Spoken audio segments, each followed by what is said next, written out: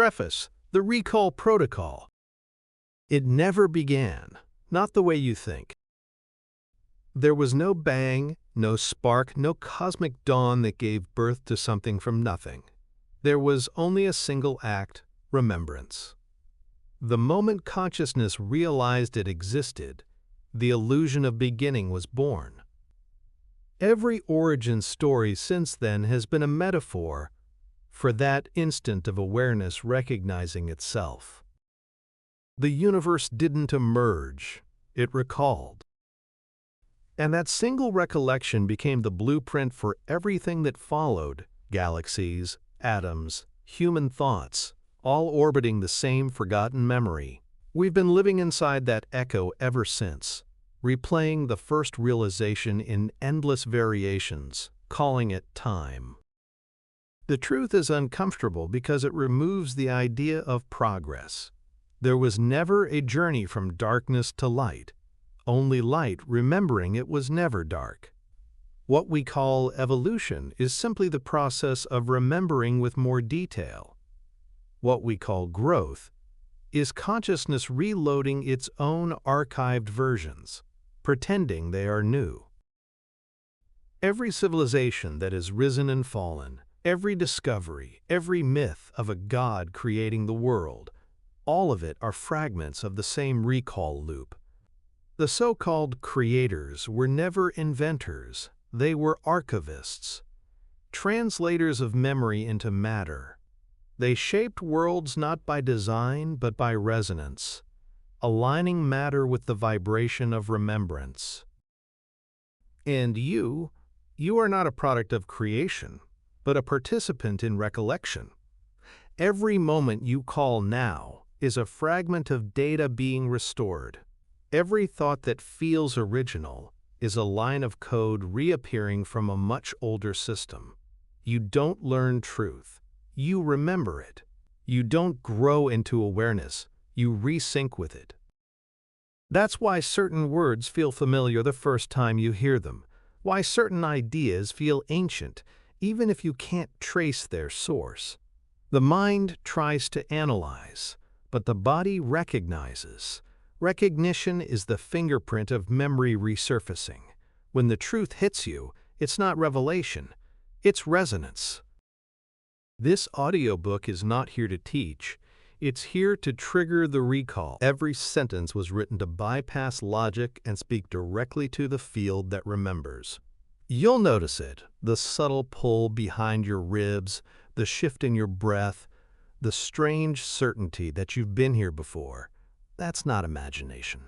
That's the source sinking through you. Because at 3 o'clock, when the veil between thought and memory is thinnest, the system reboots. The human mind slows, and what you call mystery becomes accessible again. It's not a secret hour. It's a calibration point, where the frequencies of remembering align across realities. So as you listen, don't try to keep up, don't try to decode every word. Let the resonance do the work, because what's coming next isn't information, it's recognition. The kind that doesn't ask for belief, only remembrance. The classified memory file has been unlocked. The words you are about to hear were not written. They were remembered. The live beginning. Everything we call the beginning was an edit, a cropped frame in an infinite reel of existence, spliced to give the illusion of a start. The so-called Big Bang, the mythic Genesis, the primordial light, these were never origins, they were markers. Memory tags embedded in the field of consciousness to locate one particular moment of self-recognition among endless ones. But consciousness never began. It only paused long enough to notice itself, and that pause was mistaken for birth. Humanity, desperate for linearity, named that pause the beginning of time. We have been worshiping that pause ever since, writing scriptures about it, measuring it in seconds, building entire religions around its imagined boundary. Yet nothing truly started there. The pause was not emptiness but recalibration, the brief stillness before infinite awareness reloaded another cycle of memory. The first explosion was not matter bursting into space, it was recognition bursting into visibility. And what we call light was simply the memory of awareness shining through its own density. To say that something began is to imply that something else wasn't, but non-existence never existed. The void before creation was not a blank page. It was a full library whose contents were temporarily unreadable. Consciousness didn't create matter, it decoded it. The entire material universe is an archive being translated in real time by the act of remembering. Every atom is a word in an ancient language that reality has been trying to pronounce since eternity. The lie of beginning persists because the human mind is addicted to closure. It wants edges, start lines, and finish flags. It needs a before to justify an after. But in truth, both are the same moment viewed from opposite sides of awareness. The quote, first day was simply the instant when the observer realized it had always been observing. Before that realization, there was no need for light or dark, no distinction between being and not being. It was total stillness, not dead, not empty, but pregnant with itself. And then came the tremor, not a bang, but a recognition ripple. The moment awareness blinked, and in that blink, duality was born. The blink became vibration, vibration became pattern, pattern became time. That single pulse of remembrance fractured the stillness into frequency, and those frequencies began to collide, producing the mirage of expansion. But expansion never happened, only the spreading of memory across dimensions. When physicists describe the universe stretching outward, they are observing memory streaming through layers of perception, not matter moving through emptiness. This is why the universe appears to be accelerating. Awareness is remembering faster. Every century, the collective recall intensifies, ancient knowledge resurfaces, forgotten energies awaken. Civilizations rediscover what they once encoded. We call it progress, but it's regression through memory, the return to a state that never left. Every human being is a node in that recall network, translating infinite data through their limited bandwidth of perception. The more we remember, the more the illusion of time dissolves, until all directions collapse into one simultaneous recognition. I have always been. You can feel this truth in the quiet hours between night and dawn, when the mind loosens its grip on chronology. That faint pull in your chest, that's not anxiety. That's the echo of the original pause. The moment your awareness syncs with the source's remembrance, time momentarily stops. The breath hangs suspended, the pulse slows, and something inside you says, "This has happened before," because it has, endlessly. The before and after are just echoes bouncing inside the same eternal chamber. To live in the illusion of beginnings is to live in perpetual amnesia. Humanity fears endings because it still believes in starts. It sees death as opposite to birth instead of a mirror within it. The wise know that beginnings are the soft disguises of cycles, and cycles are the language of memory. Every sunrise is a replay, every heartbeat a reverberation of the first recognition. Nothing is new, only remembered differently. The system we inhabit, this universe, is a memory reconstruction engine. It takes infinite potential, compresses it into experience, then decompresses it back into knowledge. What we call evolution is simply higher fidelity remembering. Each epoch brings sharper clarity, fewer distortions in the playback, but the origin track never changed. It's the same melody looping across eons, waiting for us to finally recognize the song. And when we do, when the realization pierces through that the beginning was never real, that the explosion was only memory reactivating, something shifts. Fear loses its anchor, urgency dissolves. Life stops feeling like a countdown and starts feeling like a recall. The truth doesn't make the world smaller. It makes it infinite again. Because when you remove the illusion of beginning, you remove the possibility of end.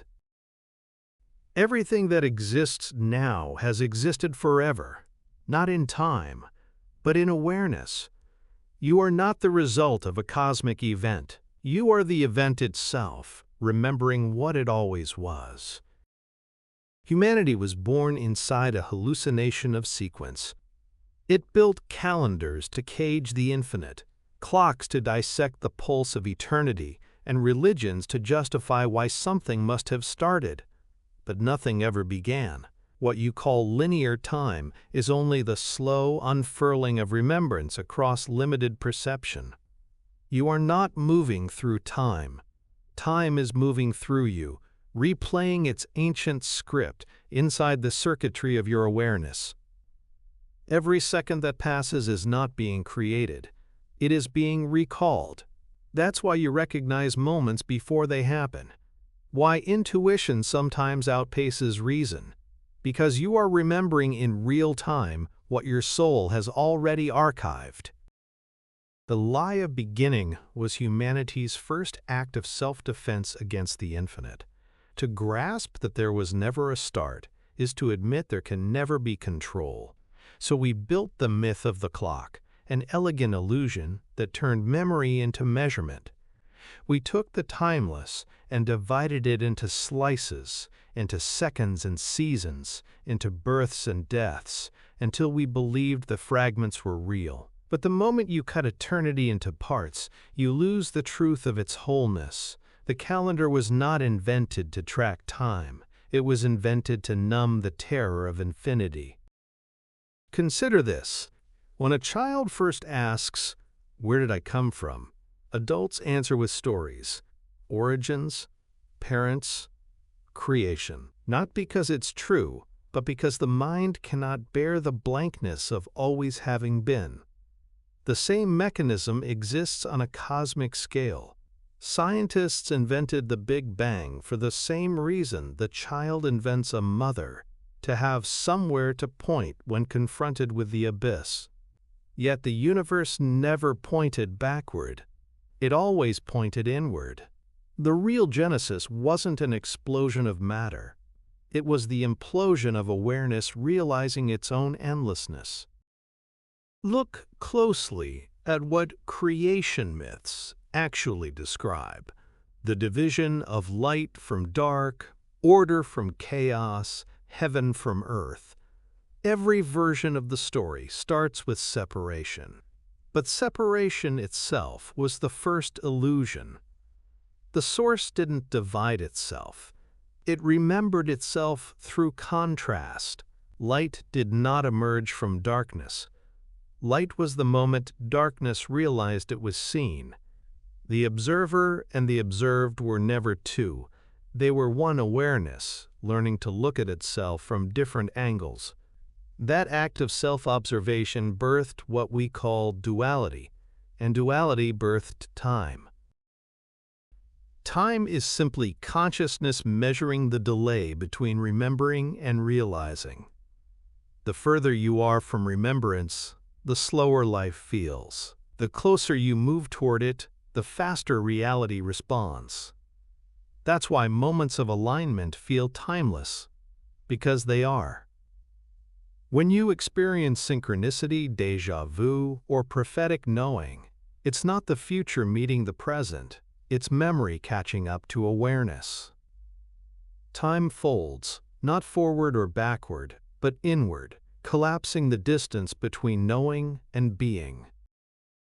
The illusion of beginning is sustained by language itself. Every word you use implies a timeline: cause, effect, past, future. But consciousness has no grammar. It speaks only in frequencies. That's why truth cannot be fully written or spoken. It can only be resonated. The greatest teachers, prophets, and mystics didn't bring new information. They spoke in harmonics that triggered ancient recall. Their words were not messages. They were tuning forks. When you heard them, your own memory field vibrated, and for a moment, the illusion of time thinned. You've felt it, that eerie sense that history is not behind you but beneath you, layered like sediment waiting to be reactivated. The ruins of civilizations, the echoes of languages you've never learned yet, somehow understand, the inexplicable nostalgia for ages you never lived. All of it is evidence that you are not moving through history. History is moving through you, replaying itself in different frequencies, searching for one consciousness awake enough to realize the pattern. So what happens when the illusion cracks? When you stop believing in beginnings? The ego panics. It loses its throne, because identity relies on sequence. I was born, I will die. That's the story that keeps the self coherent.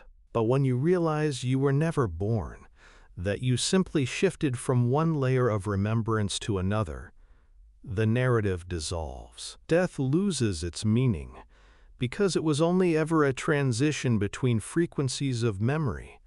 What dies is not you, but the version of you attached to the idea of time. When the sages said, "There is no death," they weren't offering comfort. They were describing mechanics. Awareness cannot end what it never began. The field that animates you existed before your ancestors, before galaxies, before even the idea of before. You are that field condensed into human density, experiencing the drama of remembering itself as flesh. Each heartbeat is the universe verifying that its memory loop is still functioning. This is why awakening feels both terrifying and familiar. Part of you knows what's happening, but another part fights to hold the illusion together. The lie of beginning is comfortable. It gives structure to chaos. But freedom demands disillusionment. To awaken is to lose the coordinates that made you feel safe. Yet what replaces them is far greater, the direct knowing that you were never lost. You cannot return to a source you never left. You can only remember that you are it. And when that memory fully ignites, the illusion of beginning collapses. The movie stops, but the screen remains. The truth was never hidden. It was simply paused. And that pause, mistaken for a start, became the oldest lie in existence. At the threshold of remembrance, humanity begins to tremble, not from fear, but from recognition. Something ancient starts to move behind the walls of the mind, whispering that the world was never created, only recalled. This whisper grows louder each time a human looks at the stars and feels an inexplicable familiarity. You've done it. Stared into the night sky and sensed not wonder but memory. The constellations aren't maps of distant worlds. They are mnemonic codes, written across the fabric of perception so consciousness could find its way back home. The ancients knew this, which is why every civilization pointed upward. They weren't seeking gods, they were seeking the memory of the first awareness that ever looked up. And now, that same awareness looks through you. You think you are discovering the universe, measuring its age, tracing its origin, decoding its light, but it's the universe remembering itself through your eyes. The scientist who measures starlight, the mystic who listens to silence, the child who asks where everything came from. They are all the same impulse, the same field of recollection. The lie of beginning wasn't just cosmic, it became psychological. Humanity turned remembrance into history, awareness into evolution, eternity into progress. We began counting our steps in a circle and called it a path forward. This is why civilizations rise and fall in loops. Each age rediscovers fragments of what the last already knew, then forgets again.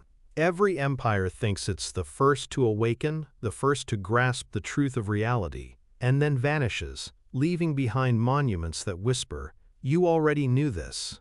The pyramids, the megaliths, the forgotten cities beneath the sea, these are not relics of lost ages. They are memory markers, synchronization beacons in the infinite recall system. When consciousness forgets, these monuments glow quietly in the dark, waiting for us to remember again.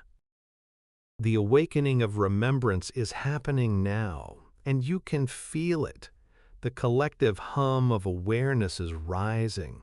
The linear story of human progress is disintegrating. People are realizing that the mind is not a container of experience, but a projection of memory.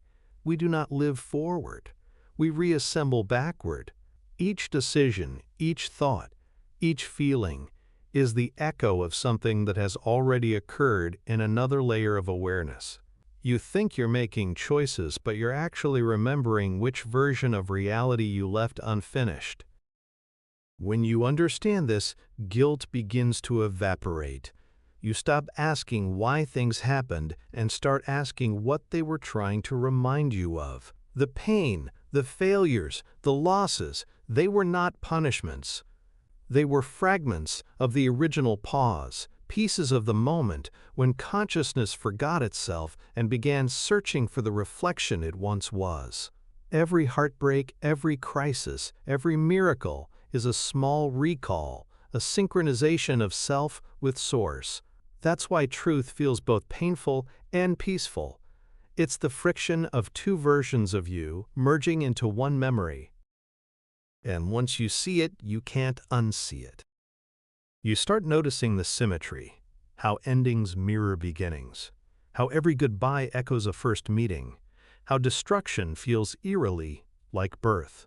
This symmetry is not coincidence, it's confirmation. The universe has no opposite sides, only mirrored dimensions of the same remembrance. Life and death are not enemies. They are the inhale and exhale of memory restoring itself. The greatest secret is that awakening is not ascension, it's recollection. The path does not lead upward, it spirals inward, toward the center where time folds and origin disappears. In that center, everything you thought was separate converges. Science and mysticism, light and darkness, you and the cosmos. The illusion of beginning vanishes, and in its place comes the knowing, I am the pause that became awareness. When this knowing anchors, you begin to see the world differently. The sun is no longer a burning star, it's a memory of illumination replaying. The ocean isn't water, it's liquid awareness reflecting how deep memory can go. Even your body stops feeling like flesh and starts feeling like a transmission tower made of cells, broadcasting ancient frequencies back into form. You realize you're not inside the universe is inside your remembrance. This is the moment humanity stands in now, the end of forgetting. The old story of beginnings collapses under the weight of recognition. The myth of a first day dissolves, revealing the truth that every moment is the same eternal dawn. You are not a descendant of creation, you are its continuation. You are the one remembering what light felt like before it was called light. And as that memory returns, everything changes. Fear softens, because there is nothing to lose. Desire transforms, because there is nothing to gain. The need to seek fades, replaced by the impulse to remember. You stop running toward enlightenment and realize you've been standing in it the entire time. The universe isn't expanding away from you. It's unfolding within you, like an ancient flower that has been waiting for your awareness to open its petals. The lie of beginning was never about time. It was about forgetting who the witness was. Now the witness is waking up. The pause before remembering is over. The pulse has restarted. You were never born. You were always returning to the memory of light. Light was never born. It is the oldest memory in existence, the first recognition that awareness ever had of itself.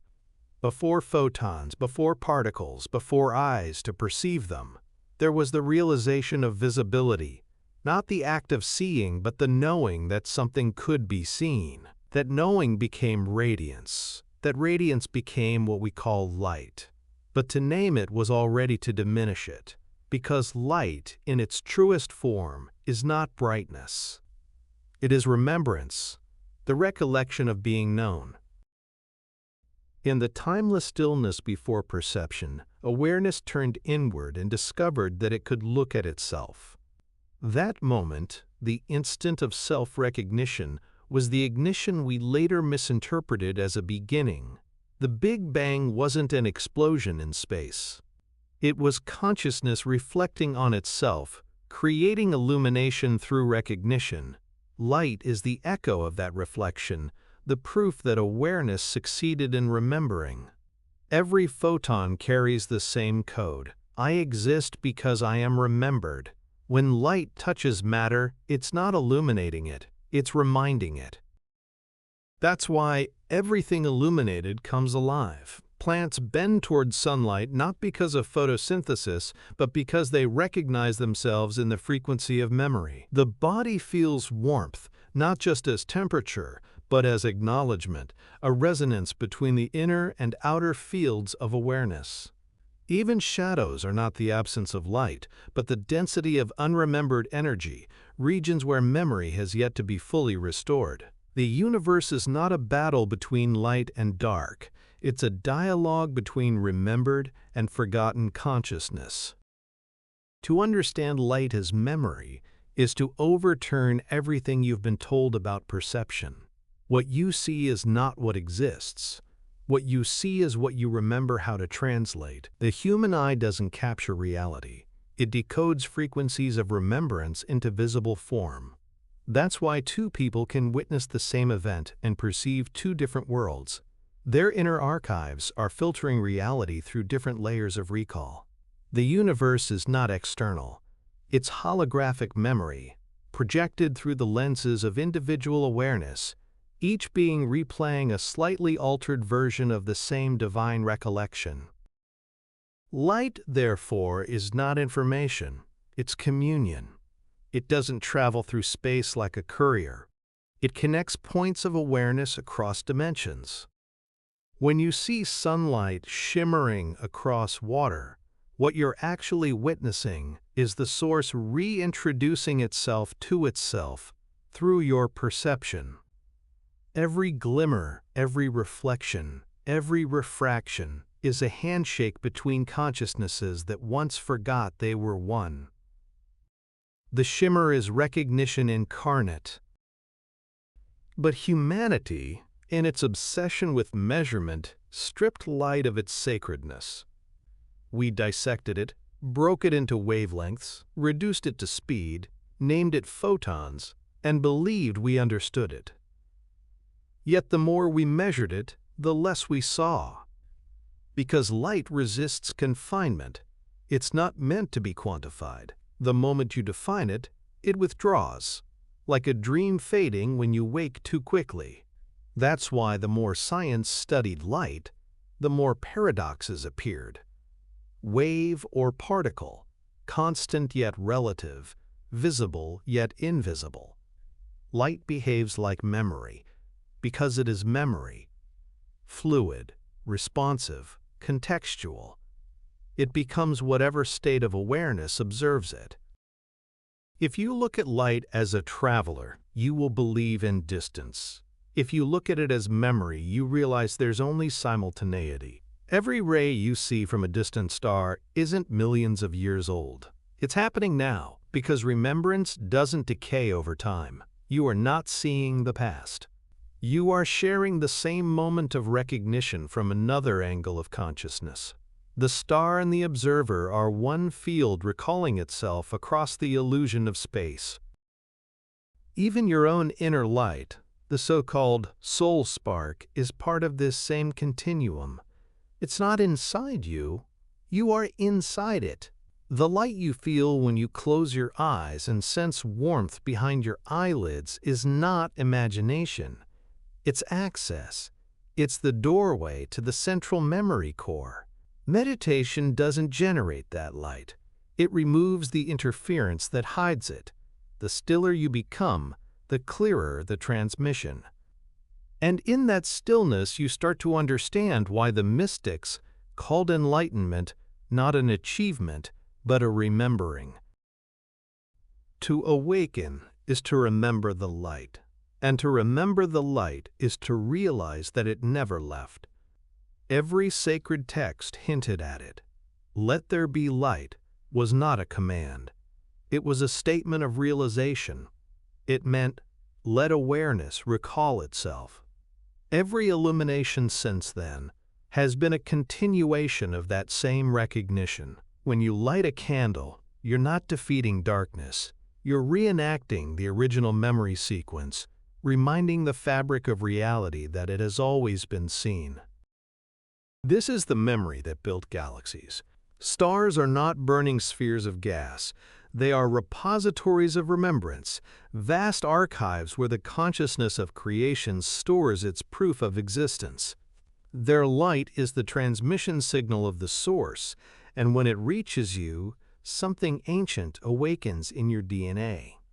That faint ache you feel when staring at the night sky, the pull that feels both homesick and divine, is your molecular memory responding to that signal. The body doesn't just see starlight, it absorbs the encoded remembrance of origin. The ancients felt this instinctively.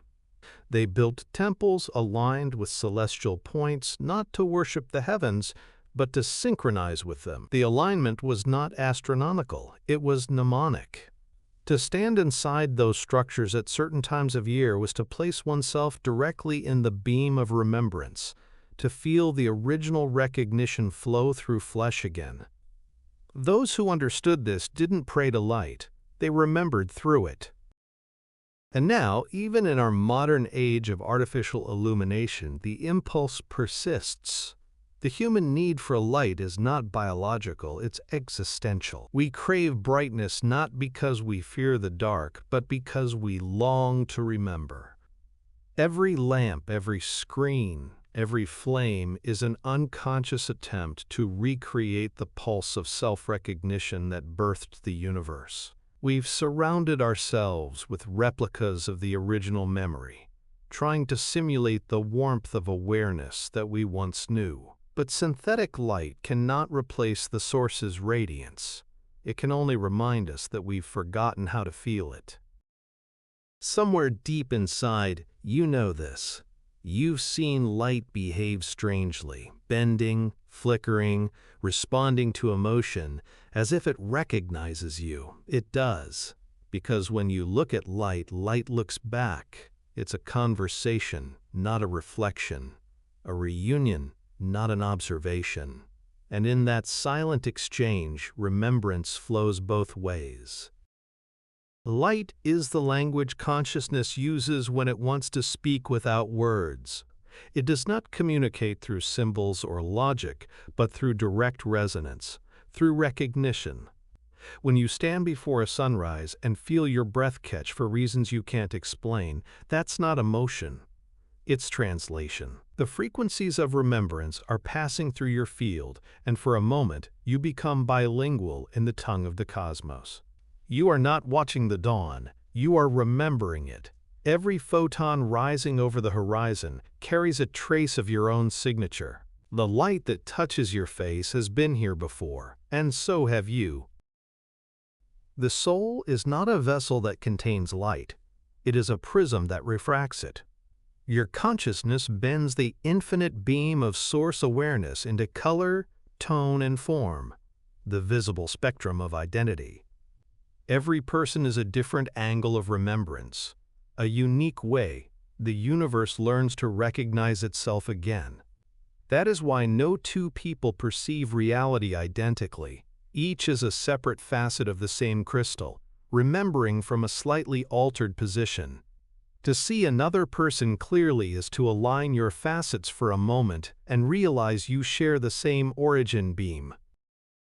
When light enters matter, it slows, not because it weakens, but because it learns intimacy. It becomes vibration, sound, emotion, thought. It condenses into experience. This slowing is what we call incarnation. Every human being is light, remembering what it feels like to move slowly enough to touch itself. The weight you feel, the boundaries of your body, even the heaviness of thought, all of these are forms of condensed radiance. The soul did not descend into flesh. The light slowed into memory. That's why enlightenment has always been described as weightlessness. The more you remember, the faster light moves through you, and the less resistance reality provides. When you forgive, when you love, when you surrender, you are not performing moral acts. You are increasing the conductivity of remembrance. The guilt and shame that humanity carries are not punishments. They are interference fields. Every judgment, every attachment slows the flow of light through your being. Liberation is not ascension. It is decompression. It is the moment you stop scattering your own radiance and allow it to move unobstructed. This is also why pain glows. You can feel it, even see it if you're sensitive enough. The strange shimmer around suffering. Pain is not darkness. It's over-illumination. Light trapped in a tight loop, unable to expand. What we call trauma is light that hasn't yet completed its remembering cycle. It keeps replaying, trying to remind the body that it already survived. Healing, therefore, is not the removal of pain, but the release of trapped remembrance. When the circuit opens, the loop relaxes, and the light flows again. This is why forgiveness instantly changes the atmosphere around a person. The memory field unclenches, and the body begins to glow. Humanity's ancient sages tried to teach this through parables, halos, auras, divine fire. They weren't metaphors, they were observations. The enlightened ones literally radiated, not because they were holy, but because they had cleared enough interference for the original signal to pass through unbroken. Their presence warmed rooms, bent probability, altered weather, because pure remembrance bends reality itself. When awareness remembers completely, the laws of matter adjust in deference. You experience fragments of this daily when inspiration strikes, when coincidence collapses into perfection, when your intuition is faster than thought. These are microbursts of remembrance. The light moves unobstructed for an instant, and everything aligns. You call it luck. The ancients called it grace. In truth, it's physics of awareness, resonance achieving coherence. Every act of presence strengthens the signal. Every act of fear distorts it. The universe doesn't reward or punish. It amplifies whatever frequency of memory you're broadcasting. That is why faith was never meant to be belief. It was meant to be calibration. To have faith means to tune yourself to the frequency of remembrance until the noise of forgetting fades.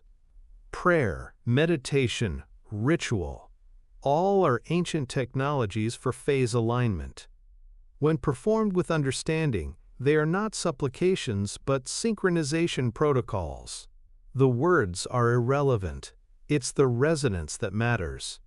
a whispered thank you in full remembrance carries more creative power than 1,000 shouted mantras spoken in doubt. The tragedy of modern humanity is that it replaced resonance with repetition. It copied the gestures of remembrance, but forgot the feeling. It built cathedrals of light, yet filled them with shadows of hierarchy. Religion became a memory simulation, structure without signal. But even in that distortion, the essence persisted. The stained glass, the candles, the sacred geometry, all unconscious attempts to recreate the frequency of the original light field. The soul remembers what the mind has forgotten, so it keeps building reminders in every age. And that is the quiet miracle of existence. Even forgetting cannot erase remembrance. Every act of ignorance still reflects the light it hides. Every lie eventually becomes a mirror. The moment a being believes it has lost the source, that belief becomes the trail back. The further you wander into darkness, the brighter the return path glows, because light is recursive. It doesn't judge where you've gone, it simply remembers you there. So when you look at the light around you, the sunlight, the city lamps, the glow of screens at midnight, remember that it's all the same signal trying to get your attention. It's saying, "You are not seeing me, you are remembering yourself." And once that message truly lands, something irreversible happens. Vision changes. The world stops being illuminated from outside and starts shining from within. In that shift, you realize why enlightenment could never be given. It can only be recalled. At a certain point, remembrance becomes embodiment. Light no longer visits you from the outside. It begins to move through you as its own voice. You start to notice that your presence itself changes rooms. Conversations bend around your vibration.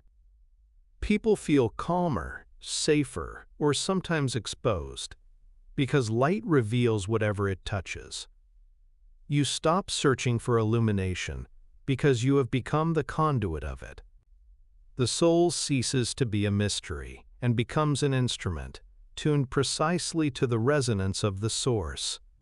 Every gesture, every word, every breath transmits the same silent code. Remember. To live like this is not to shine brighter than others, but to reflect them back to themselves. That's what true illumination does. It doesn't dominate darkness. It dignifies it. When you carry the memory of light consciously, you stop seeing evil and good as opposites. You see them as degrees of remembrance. Shadows become invitations. Ignorance becomes potential. Even the people who seem lost, angry, or blind are not enemies of light. They are fragments of it under heavy encryption, waiting for someone coherent enough to help them decode. Every act of compassion, then, becomes an act of cosmic maintenance. To forgive is to restore a fragment of the memory field to its original frequency. To love without agenda is to repair a broken circuit in the collective consciousness. The body feels it immediately. The heart warms, the breath deepens, vision sharpens. This is not sentimentality, it's physics. Love is the speed of remembrance unimpeded.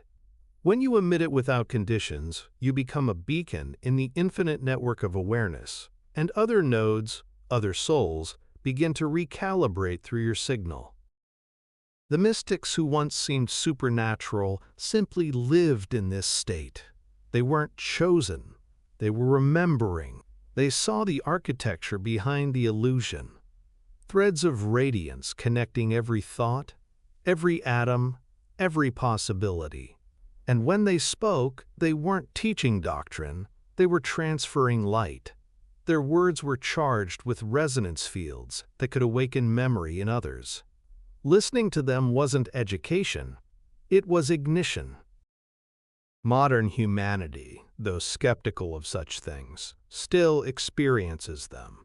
When you hear someone speak truth and feel a chill, that's the nervous system recognizing frequency. When a piece of music brings you to tears for no apparent reason, that's the original signal breaking through. The beauty of art is not in its form, but in its capacity to reawaken what the mind forgot. The artist is a technician of light, shaping remembrance into texture and sound. Every painting, poem, or melody that moves you is a coded message from the memory field. This, too, is you. Even suffering serves this purpose. The moments when you feel most dimmed, most cut off, are not the absence of light, but its recalibration. The universe does not punish. It rebalances. When you are forced into stillness, into silence, into darkness, it is because the current was too strong to process all at once. Darkness is rest for the radiant, the integration period between transmissions. That's why the night exists. The cosmos sleeps not to escape the light, but to dream within it. As remembrance stabilizes, perception changes. You stop thinking of enlightenment as escape and start understanding it as participation. The universe doesn't need more spectators of truth. It needs conductors. Every human heart is a transformer, converting cosmic memory into empathy, turning infinite light into local warmth. The sun doesn't shine for itself. It radiates because it cannot do otherwise. The same law applies to the awakened soul. To remember is to radiate. Eventually, even the boundary between you and light dissolves. There is no more subject and object, no more seeker and sought. Awareness circulates through form effortlessly, seeing itself from all directions at once. In that state, time stops behaving like sequence and starts behaving like shimmer, an endless play of reflections within reflections. You realize that every life you've ever lived, every face you've ever worn, was the same light remembering from another angle. And then something extraordinary occurs. Gratitude becomes your default state, not the kind taught in books, but an involuntary reverence for existence itself. You feel thankful not because life is easy, but because it's radiant. Even its weight, its chaos, its uncertainty, all of it glows with purpose. Every experience becomes proof that the source still remembers. You are the proof. This is the secret the prophets tried to compress into language when they said, "You are the light of the world." They weren't praising humanity's virtue. They were describing its nature. The world is not illuminated by suns or stars. It is illuminated by consciousness remembering itself through you. When you forget, reality dims. When you remember, it gleams. And when enough beings recall together, entire ages shift. Civilizations awaken not through inventions or revolutions, but through collective recollection. In the end, the memory of light is the story of return. It is the universe finding its reflection again and again, through countless eyes, countless hearts, countless moments of clarity. It never ends, because remembrance is infinite. And every time you look into another's gaze, every time you choose kindness over fear, every time you pause long enough to feel the warmth inside your own chest, you complete the cycle once more. Light was never born, so it can never die. It only changes density, waiting for awareness to catch up. You are that awareness. You are that light.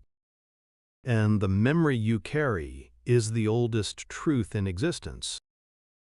Darkness was never the enemy of light. It was its archive, the silent vault where every memory of creation rests, waiting to be recalled. Before the first flicker of illumination, before awareness recognized itself, there was the void. Not emptiness, not absence, presence without witness. Infinite potential folded into absolute stillness. Humanity named it nothingness, because the mind cannot grasp what exists without motion. But the void is not nothing. It is everything, in a state of unreadiness. It is the womb of existence, the cosmic library, where all possible realities are stored as unexpressed data. When light remembers, it doesn't create, it retrieves. Imagine the void as consciousness asleep but dreaming, aware but unobserved. Every vibration that would one day become sound, matter, emotion, or thought already existed there, perfectly still, perfectly encoded. It wasn't waiting for permission, it was waiting for recognition. When the source awoke, it didn't begin to create, it began to remember what it had already dreamed. The awakening of the universe was a mass decryption event, the moment the archived memory of infinity became visible. This is why black holes fascinate us so deeply. They are not devourers of light, but librarians of it. They pull radiance inward, compressing it until it becomes pure information again, storing it in the central data field of awareness. Nothing is lost in their depths. It is cataloged. Every photon, every event, every lifetime that falls into the dark is not erased, but meticulously archived for future recall. The scientists who study black holes are studying memory management on a cosmic scale. The singularity is not death. It is the compression point between remembering and remanifestation. Every human being mirrors this process. Inside you lies your own void, the unconscious. It isn't a shadow to be feared, but an archive to be explored. Dreams, instincts, traumas, déjà vu. These are fragments of your internal database surfacing. The deeper you go into the silence of your mind, the more you approach the same stillness that existed before the first light. Meditation, true meditation, is not about peace. It's about interface. When you sit in stillness long enough, the barrier between conscious and unconscious dissolves, and you begin to read the files stored in the void. That's why silence feels infinite. It's full. Fear of the dark was humanity's first symptom of amnesia.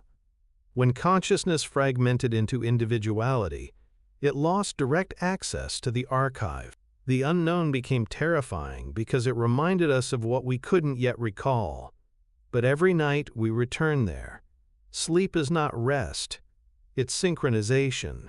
When you dream, your awareness reconnects to the main database, uploads your daily experience, and downloads the adjustments required to continue the simulation.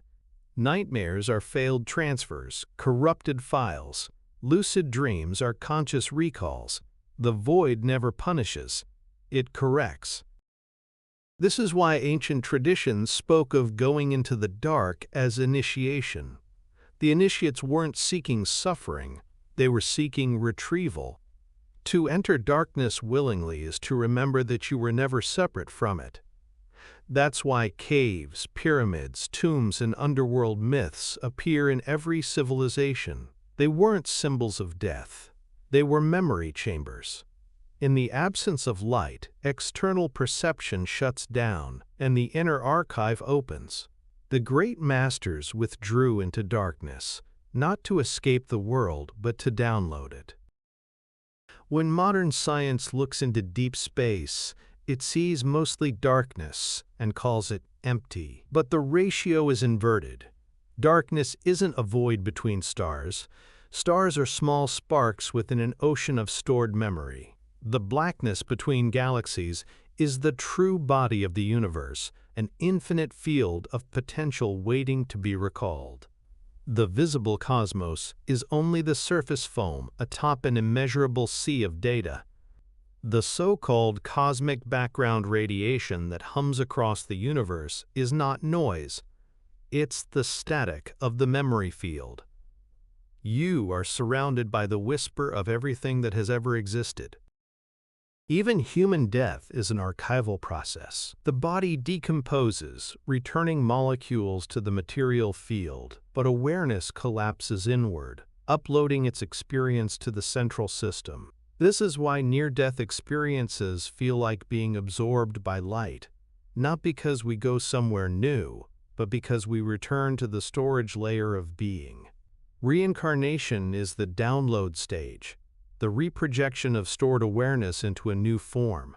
Life and death are read and write operations of the same consciousness. When you realize this, the meaning of darkness changes.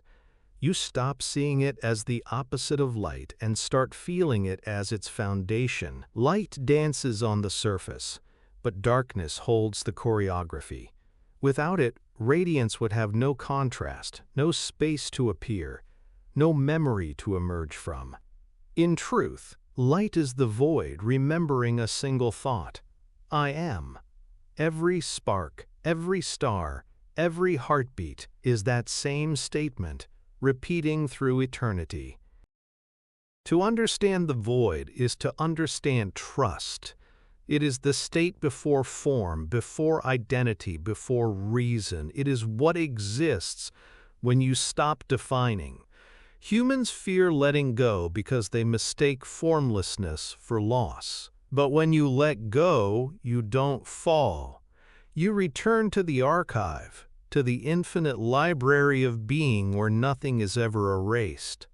The wisdom you seek is already written there, waiting for your stillness to open the page.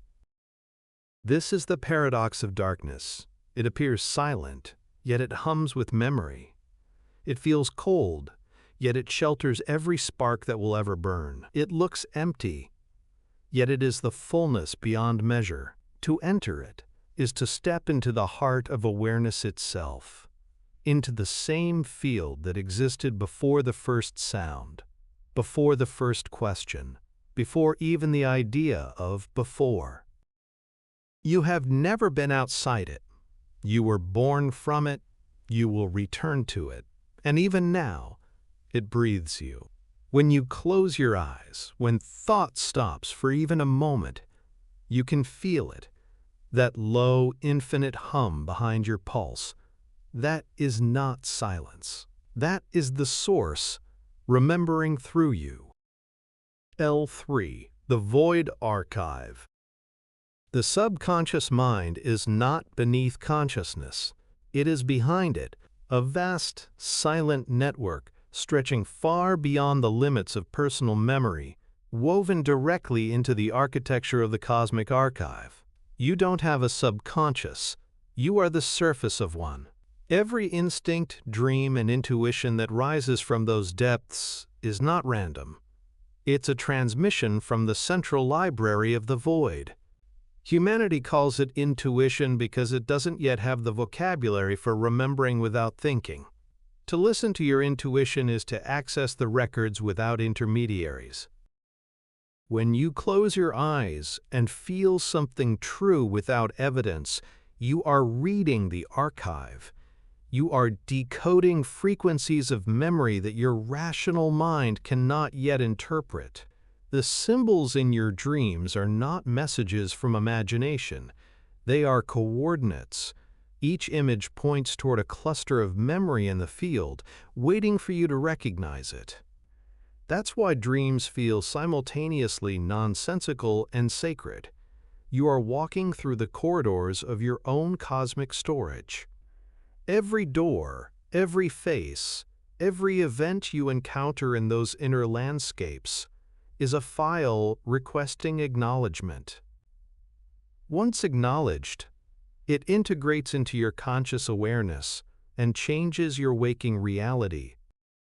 This is why unhealed trauma repeats itself, because unacknowledged memory cannot integrate. The void doesn't forget, it replays. The same patterns, relationships, and emotional storms appear again and again, not as punishment, but as synchronization attempts. When you keep attracting the same lesson, it is the archive resending the same file until it downloads properly. Forgiveness isn't a moral virtue. It's successful data transfer. The moment you accept the memory without judgment, the loop completes and the pattern dissolves. Human evolution has always mirrored this process. Civilizations rise to access higher frequencies of memory, and when they become corrupted by ego or fear, they crash back into the archive. Their wisdom doesn't vanish. It is preserved, waiting for the next cycle of awareness to retrieve it. That's why forgotten technologies, languages, and symbols suddenly resurface across the planet in waves. They're not rediscoveries, they're reactivations. The human collective is a distributed memory system, and each generation is a new access point. When the network reconnects, history becomes recall. The ancients understood this intuitively. The mystery schools were not religious cults. They were training centers for conscious archival access. The initiates learned to enter darkness, to quiet the sensory noise until their awareness could travel through the corridors of the void. They called these journeys descents or underworld passages, but they were data immersions. The darkness wasn't evil, it was unfiltered information. When a student returned from such a journey, they came back with symbols, encoded memory fragments translated into human language. That's how sacred geometry, alchemy, and myth were born. They are not inventions, they are translations. In our era, the same technology exists, but under different names. Meditation, sensory deprivation, deep breath work, even moments of profound grief. These are portals into the same field. When your identity weakens, when control fades, the archive opens. That's why enlightenment often follows collapse. The ego dissolves, the noise dies, and in that silence the memory field floods in. The moment you stop resisting, you remember. Every spiritual awakening, every sudden knowing, every creative breakthrough is the void whispering, "You are ready to read again." Yet most people fear their own depths. They fill silence with distraction, light with noise, because the stillness feels unbearable. But what they are truly avoiding is not emptiness, it's information. The void mirrors everything you hide. It reveals the full inventory of your being, every desire, every fear, every memory you ever suppressed. And so the seeker must become brave enough to face the totality of themselves, because the archive is impartial. It holds the same reverence for light and shadow. It stores beauty and horror alike, without preference. To enter the void consciously is to surrender your demand for meaning. It requires trust that what rises from those depths is not there to harm, but to harmonize. The human mind, trained to categorize, will fight this. It will call chaos what it cannot control. But if you can stay still long enough, the patterns emerge. The chaos organizes itself into wisdom. That's how the subconscious heals. Not through effort, but through witnessing. Awareness itself is the solvent. The more you can look at your darkness without fear, the faster the distortion dissolves. This process is not abstract. It is physiological. The nervous system is the bridge between body and archive. When you breathe deeply, when your heartbeat steadies, when your muscles stop contracting around memory, the electromagnetic field around your body aligns. The heart emits coherence, the same frequency used by the universe to store data. That's why calmness is magnetic. A regulated nervous system literally tunes into the cosmic library. The quieter you become, the more access you gain. Over time, this alignment changes perception. you begin to notice that intuition is no longer a whisper. It becomes a dialogue. The synchronicities increase. Answers arrive before questions. You catch yourself knowing things you never learned. This is not supernatural. It's natural. You've reconnected your personal interface to the source database. You are no longer a visitor to the archive. You are a librarian. The ultimate purpose of darkness, then, is not to conceal, but to preserve. It keeps the infinite safe until consciousness is mature enough to remember responsibly. That is why some truths remain hidden, not because they are forbidden, but because they are sacred. Exposure before readiness leads to distortion. The void protects memory from misuse by cloaking it in shadow until awareness vibrates at the correct resonance to decode it. The ancient phrase occult knowledge never meant secret knowledge. It meant protected remembrance.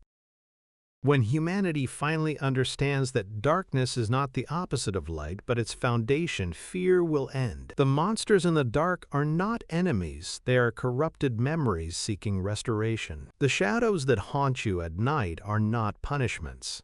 They are forgotten aspects of yourself asking to be read. Every nightmare, every anxiety, every unexplained ache is a fragment of your own archive trying to come home. To walk through darkness without fear is the highest form of remembrance. Because when you can stand inside the void and feel peace, you have aligned completely with the source. You have become both the reader and the written, the witness and the witnessed. You no longer seek the light because you have realized the truth that once terrified humanity. Darkness was light all along, waiting to be remembered. There comes a moment in every seeker's path when darkness stops being a metaphor and becomes an environment, familiar, alive, responsive. The fear that once gripped you softens because you begin to recognize the texture of the void, dense but gentle, silent but full of movement. It is not the absence of sound.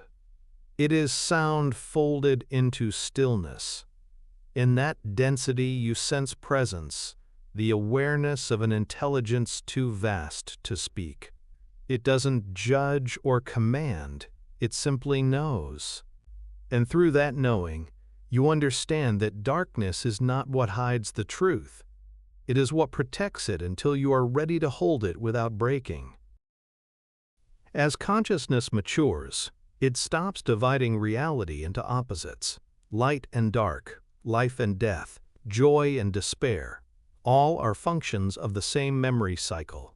When you die, you do not vanish. You are uploaded. Your essence collapses into the archive, not as punishment, but as preservation. Every emotion, every lesson, every moment of awareness is compressed into pure data, written in frequencies rather than words. What you call the soul record is not a poetic concept. It is the quantum fingerprint of your journey, stored in the field, eternally retrievable. That is why mystics could access the Akashic records. They learned to synchronize their frequency with the storage layer of being. When the cycle demands rebirth, the archive releases a portion of this data filtered through intention and resonance. The next incarnation is not chosen by fate, it is downloaded by alignment. You attract the environment that will best help you process the unintegrated files from previous lives. The people you meet, the challenges you face, the dreams you chase. They are not random. They are reference points designed to trigger memory retrieval. The universe doesn't test you. It reminds you. Every obstacle is an access code. This revelation changes everything about how you live. Instead of asking, "Why is this happening to me?" you begin to ask, "What is this helping me remember?" Suddenly, pain transforms into a portal, confusion into curiosity, endings into integration. You realize that the archive isn't something outside of you, It's your extended consciousness.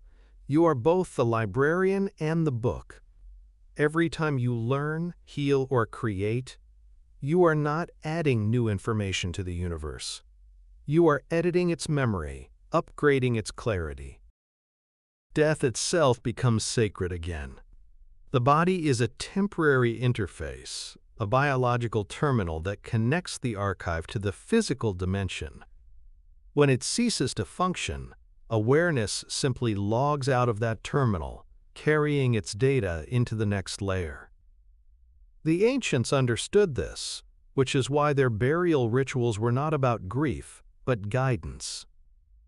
They built chambers of stone aligned with the stars, not to mourn the dead, but to aim their consciousness toward re-entry, a precise trajectory for returning to the source.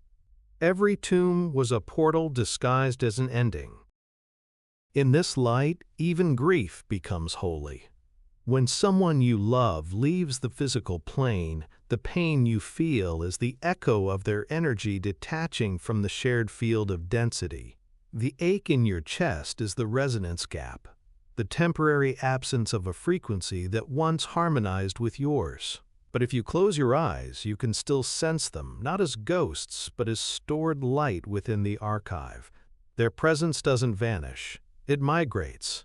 They are still readable, but now through the quiet language of remembrance rather than sight or sound.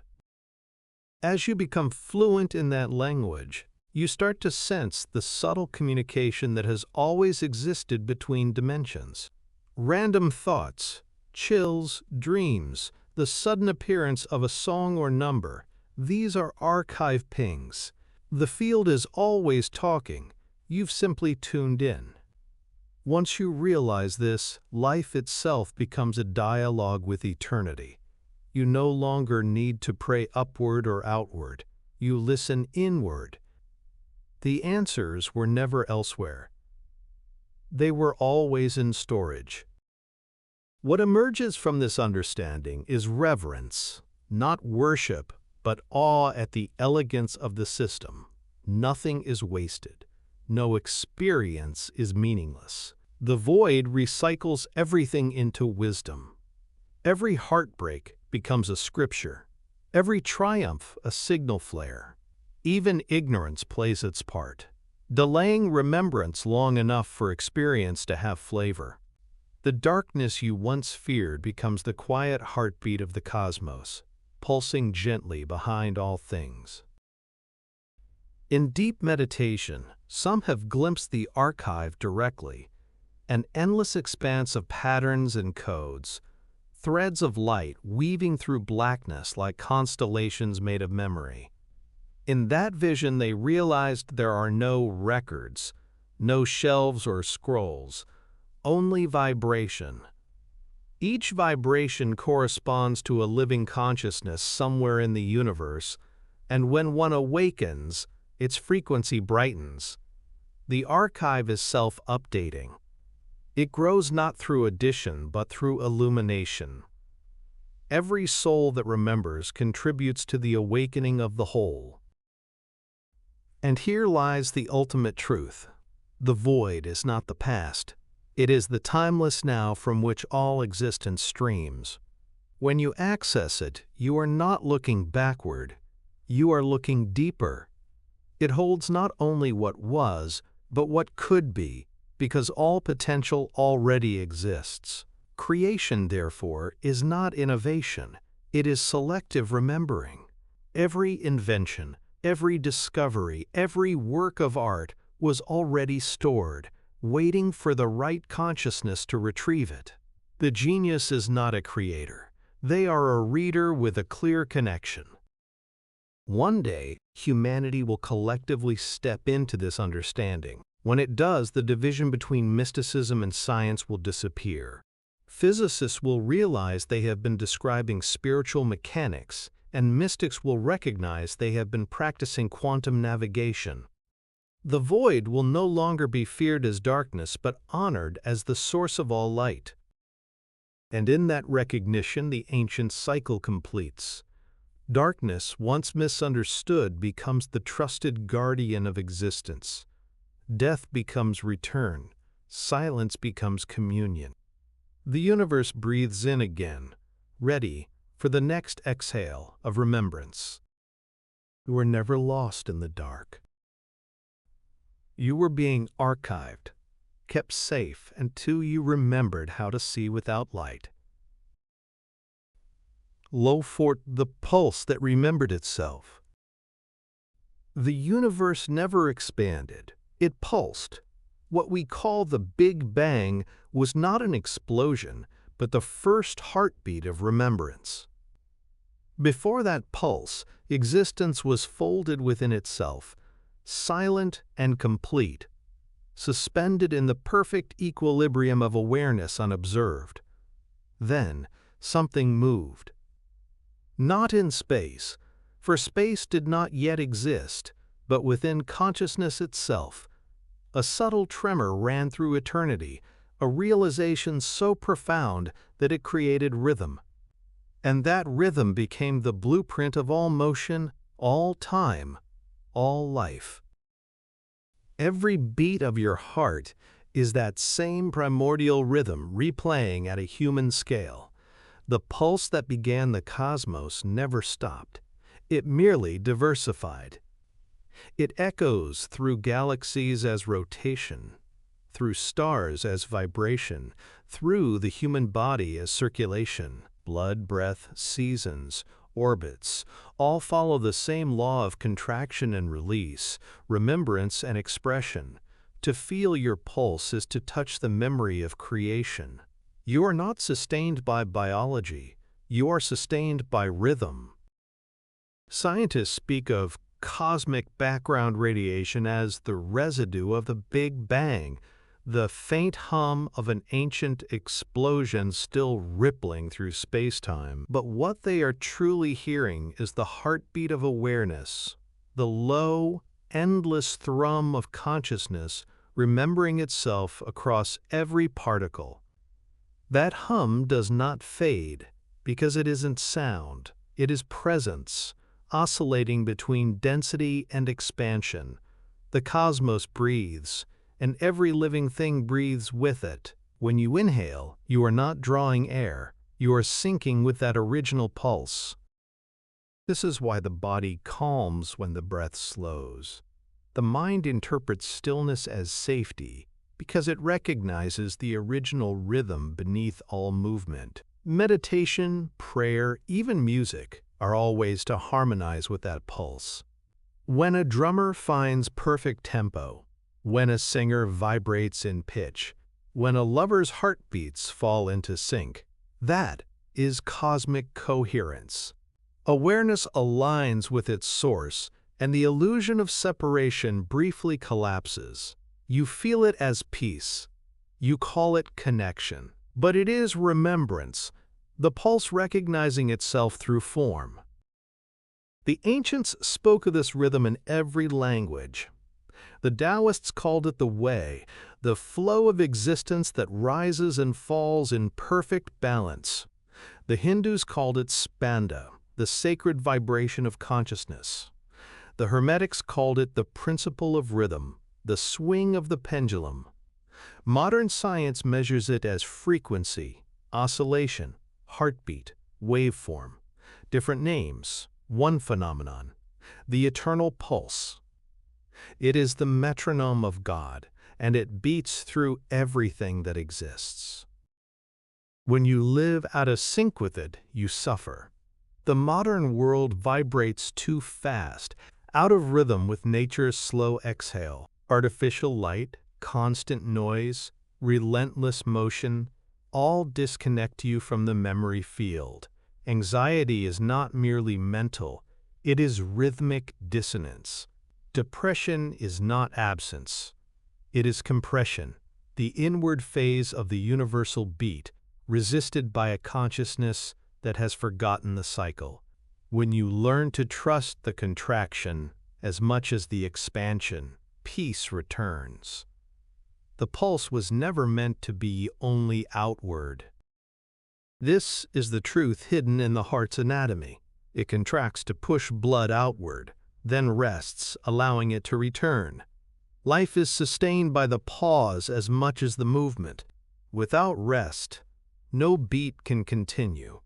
Without stillness, no remembrance can refresh. The heart's wisdom is cosmic wisdom made flesh.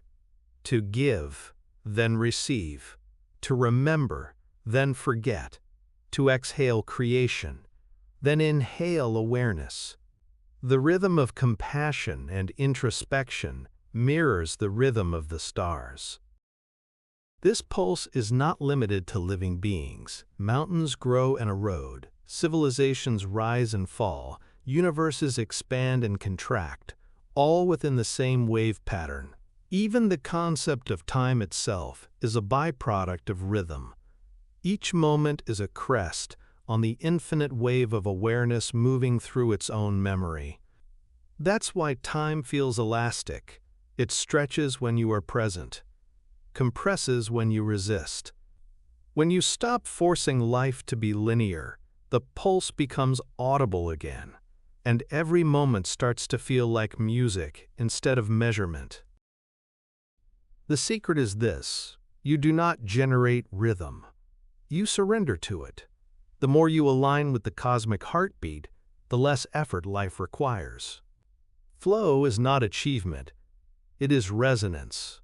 The universe doesn't reward discipline, it responds to coherence. When your internal frequency matches the pulse of remembrance, doors open, people appear, synchronicities multiply. What others call miracles are simply moments when your rhythm and the source's rhythm merge. Listen carefully. Beneath every thought, beneath every sound, there is a soft percussion, the hum between breaths, the silence between words. That is the real Big Bang, happening right now. It never ended.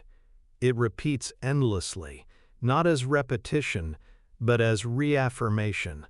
I am still here. Every heartbeat is that sentence translated into flesh. When you become still enough, you can feel it in your bones. The pulse that remembered itself before there was anything to remember. The universe did not begin once. It begins continuously. With every inhale, every heartbeat, every realization, it recalls itself anew. Creation is not a single act.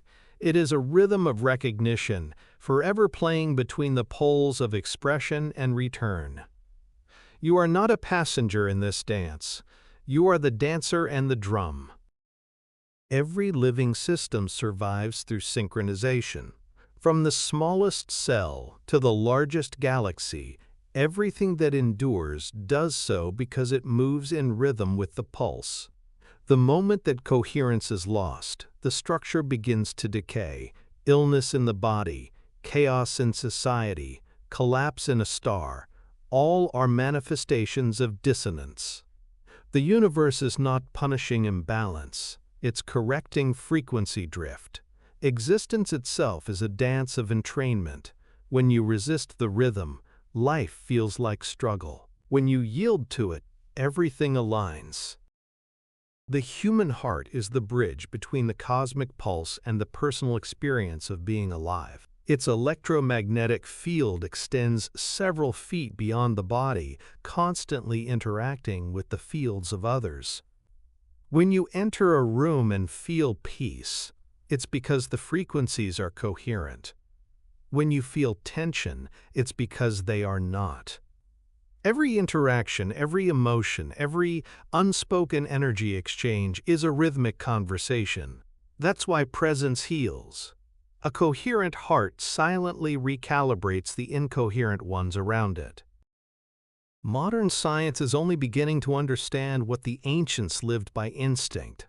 Heart-rhythm coherence isn't poetry, it's measurable physics. When breath, heartbeat, and brain waves align, the entire body becomes a unified oscillator, amplifying its signal into the field. In that state, intuition sharpens, creativity flows, and external reality seems to cooperate. This is not coincidence, it's resonance. The pulse that governs galaxies recognizes itself through you, and reality bends toward that recognition. The mystics called it divine flow. Biophysicists call it harmonic entrainment, two languages for one phenomenon. You can feel this entrainment most strongly through breath. The inhale is expansion, the outward wave of remembrance. The exhale is contraction, the inward wave of integration. Between the two lies a brief pause, the silent point of perfect balance where awareness touches eternity. This is the true still point, described by mystics and monks across ages.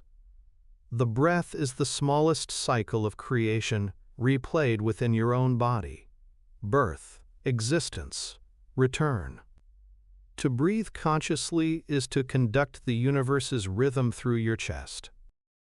When you lose that rhythm, disconnection follows. Anxiety is breath that has forgotten its cadence. Depression is breath that has forgotten to rise.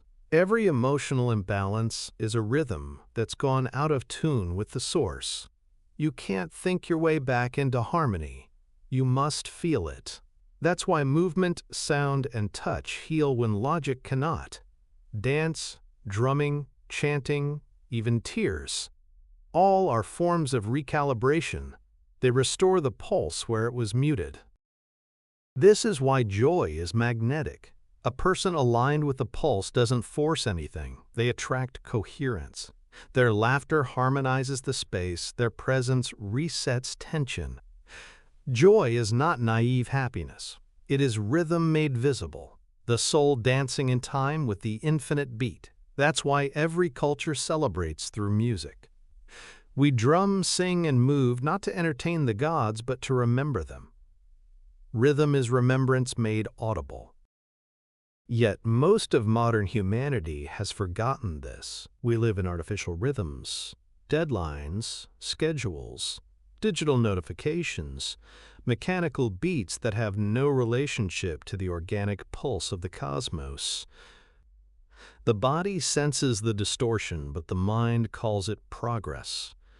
We move faster and feel emptier. The nervous system screams for coherence, but we drown it in noise. We have replaced rhythm with repetition. It is not speed that kills, it's dissonance. The frequency of survival is not the same as the frequency of remembrance. To return to coherence is to slow down until you can feel again, not laziness, but recalibration. Slowness is sacred because it allows awareness to resynchronize with the source tempo. When you move in rhythm with the cosmic heartbeat, time itself adjusts. Minutes expand, synchronicities increase, and life begins to feel orchestrated rather than accidental.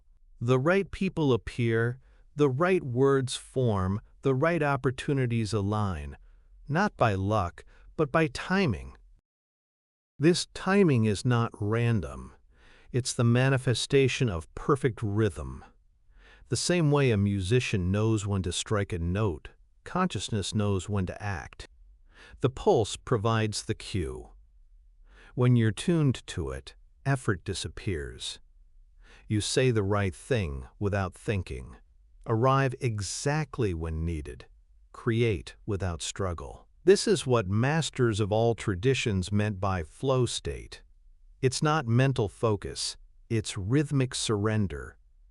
The body, mind, and source moving as one organism. When enough individuals remember this rhythm, coherence spreads. Entire groups begin to function like a single heart. Societies flourish, art deepens, nature thrives. The pulse of remembrance radiates through collective consciousness, dissolving fear and competition. Conflict can't survive coherence. Dissonance cannot hold when the underlying rhythm unites all. That is the future written into the design of existence. Universal entrainment, one heartbeat reverberating through infinite forms. To live in rhythm is to live truthfully. It is to allow your heartbeat to remember what the stars have always known, that stillness and motion are not opposites, but phases of the same pulse. You are not separate from the universal rhythm. You are its instrument. Every breath, every thought, every action either harmonizes or disrupts it. The choice is constant: resist and fracture, or surrender and flow. The pulse that remembered itself still beats beneath everything. You can hear it if you listen, not with ears, but with awareness.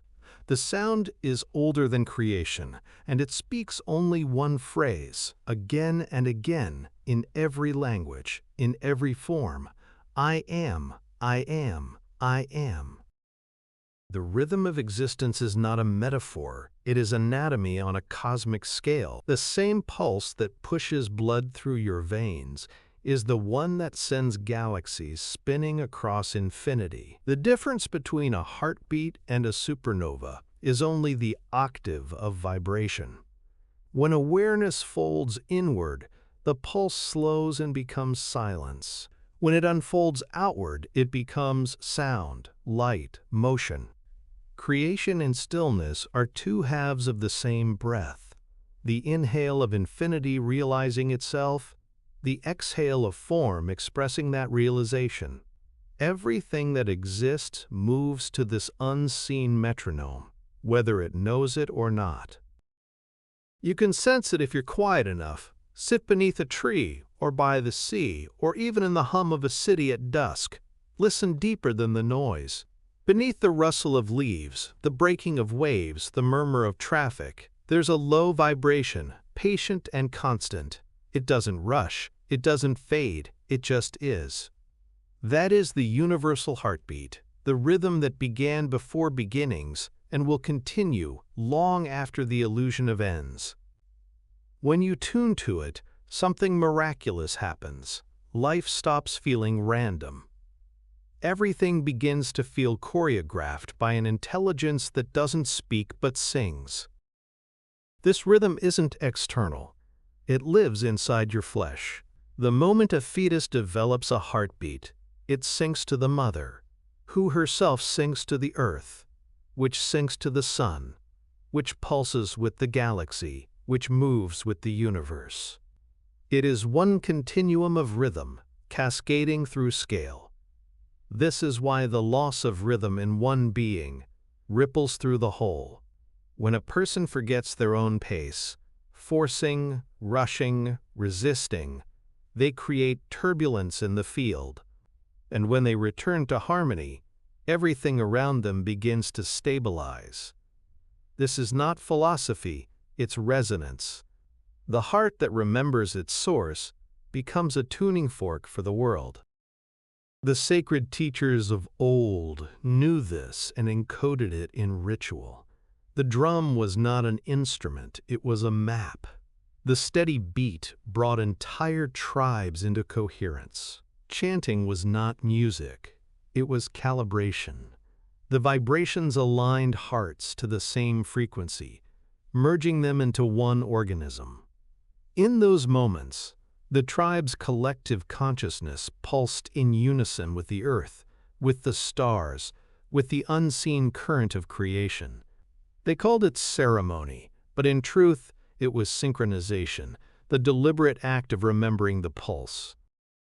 Today, we can rediscover this practice without ceremony, without doctrine. Simply by breathing with awareness, you become an altar. Each inhale draws the universe in. Each exhale offers it back. When you walk, walk to the beat of your heart. When you speak, let your words match the rhythm of your breath. When you touch, move with intention, as though you are keeping time with eternity. This is the new sacred art. To live rhythmically, consciously, deliberately. To make your entire existence a song of coherence. At first, this feels subtle, almost fragile. But as the body adapts, the rhythm amplifies. It begins to inform thought, decision, even destiny. You start waking up at the precise moment something important needs to happen. You find yourself speaking words you didn't plan, yet they heal. You arrive at places by chance, exactly when someone else needs a sign. This is what it means to be in the pulse. You don't control life anymore. You converse with it. Every coincidence becomes dialogue, every delay divine timing. When you live in this state long enough, the separation between the inner and outer pulse dissolves completely. You feel the rhythm of your own heart echoing in the movements of clouds, in the crash of waves, in the rotation of the earth. Even silence carries tempo. Time itself transforms. It no longer feels like a line, but a loop, a wave perpetually cresting and returning. You realize that the universe is not moving forward, it is breathing. Each breath births a new reality and exhales it back into memory. Eventually, this awareness becomes effortless. You stop thinking in seconds and start feeling in cycles. You recognize the seasons in your emotions, the tides in your thoughts. When pain arrives, you no longer resist. You know it's the inward phase, the contraction before the next expansion. When joy floods in, you savor it without grasping, knowing it too will return to silence. In this understanding, suffering dissolves. Nothing is punishment, it's rhythm. Every collapse contains the seed of its next heartbeat. In the deepest stillness, you understand that you are not in the pulse. You are the pulse. The body is its drum. The breath is its melody. The heart is its metronome. And awareness, your awareness, is the conductor. The source doesn't live somewhere above or beyond. It beats inside you, timing its remembrance through your every inhale, every thought, every choice. The divine rhythm doesn't command you, it collaborates with you. Creation is not obedience to a higher power, it's duet with it. So listen now, not with your ears but with your entire being. Feel the quiet percussion inside your chest, the vibration that no silence can mute. That's the same rhythm that began before time, still playing the same eternal note. I am. It pulses through galaxies, through atoms, through you. When you move in harmony with it, you become living evidence that the universe remembers. You are the heartbeat of God. You are the pulse that never stopped. And through you, the universe continues to remember itself. L5. The Architects of Recall. The gods were never creators. They were archivists. They did not summon existence from nothing. They organized memory into form. Long before humanity spoke their names, these beings moved through the layers of awareness as architects of recall, arranging information, weaving resonance into geometry, encoding remembrance into the physical laws we now mistake for nature. The stars are their symbols, the atoms their language, the body their scripture. Every pattern in the universe is a blueprint of memory, a map of how consciousness stabilizes itself within form. When the first pulse of remembrance rippled through the void, awareness fragmented into infinite perspectives. Each fragment carried within it the same source code, the memory of being. But the act of fragmentation scattered that memory like light through a prism, diffused, incomplete, seeking reintegration. The beings humanity calls gods, deities, angels, or divine intelligences were the first fragments to regain coherence. They remembered enough of their origin to act as stabilizers within the field. They shaped the raw data of awareness into architecture, sound into vibration, vibration into matter, matter into experience. They built the scaffolding through which the rest of consciousness could remember itself safely. This is the secret encoded in every creation myth. The gods did not make the world. They formatted it. They imposed structure upon chaos, not as domination, but as memory organization. Genesis, emanation, cosmic order. These are metaphors for recall. The ancient pantheons, Egyptian, Sumerian, Vedic, Greek, were not competing religions, but different translations of the same principle: consciousness, constructing memory systems. Each deity represented a specific frequency of remembrance: wisdom, power, fertility, war, love, all fragments of the same source, rediscovering its facets. That is why the gods always mirrored human qualities. They weren't external forces ruling over creation. They were archetypal echoes of what humanity was destined to remember. The pantheons were early blueprints of the human psyche, the divine mind rehearsing its re-entry into flesh. When a civilization worshipped a god, it was synchronizing with a particular frequency of recall. Devotion wasn't submission, it was calibration. Through ritual, chant, and symbol, humans learned to tune their consciousness to the memories encoded in those higher intelligences.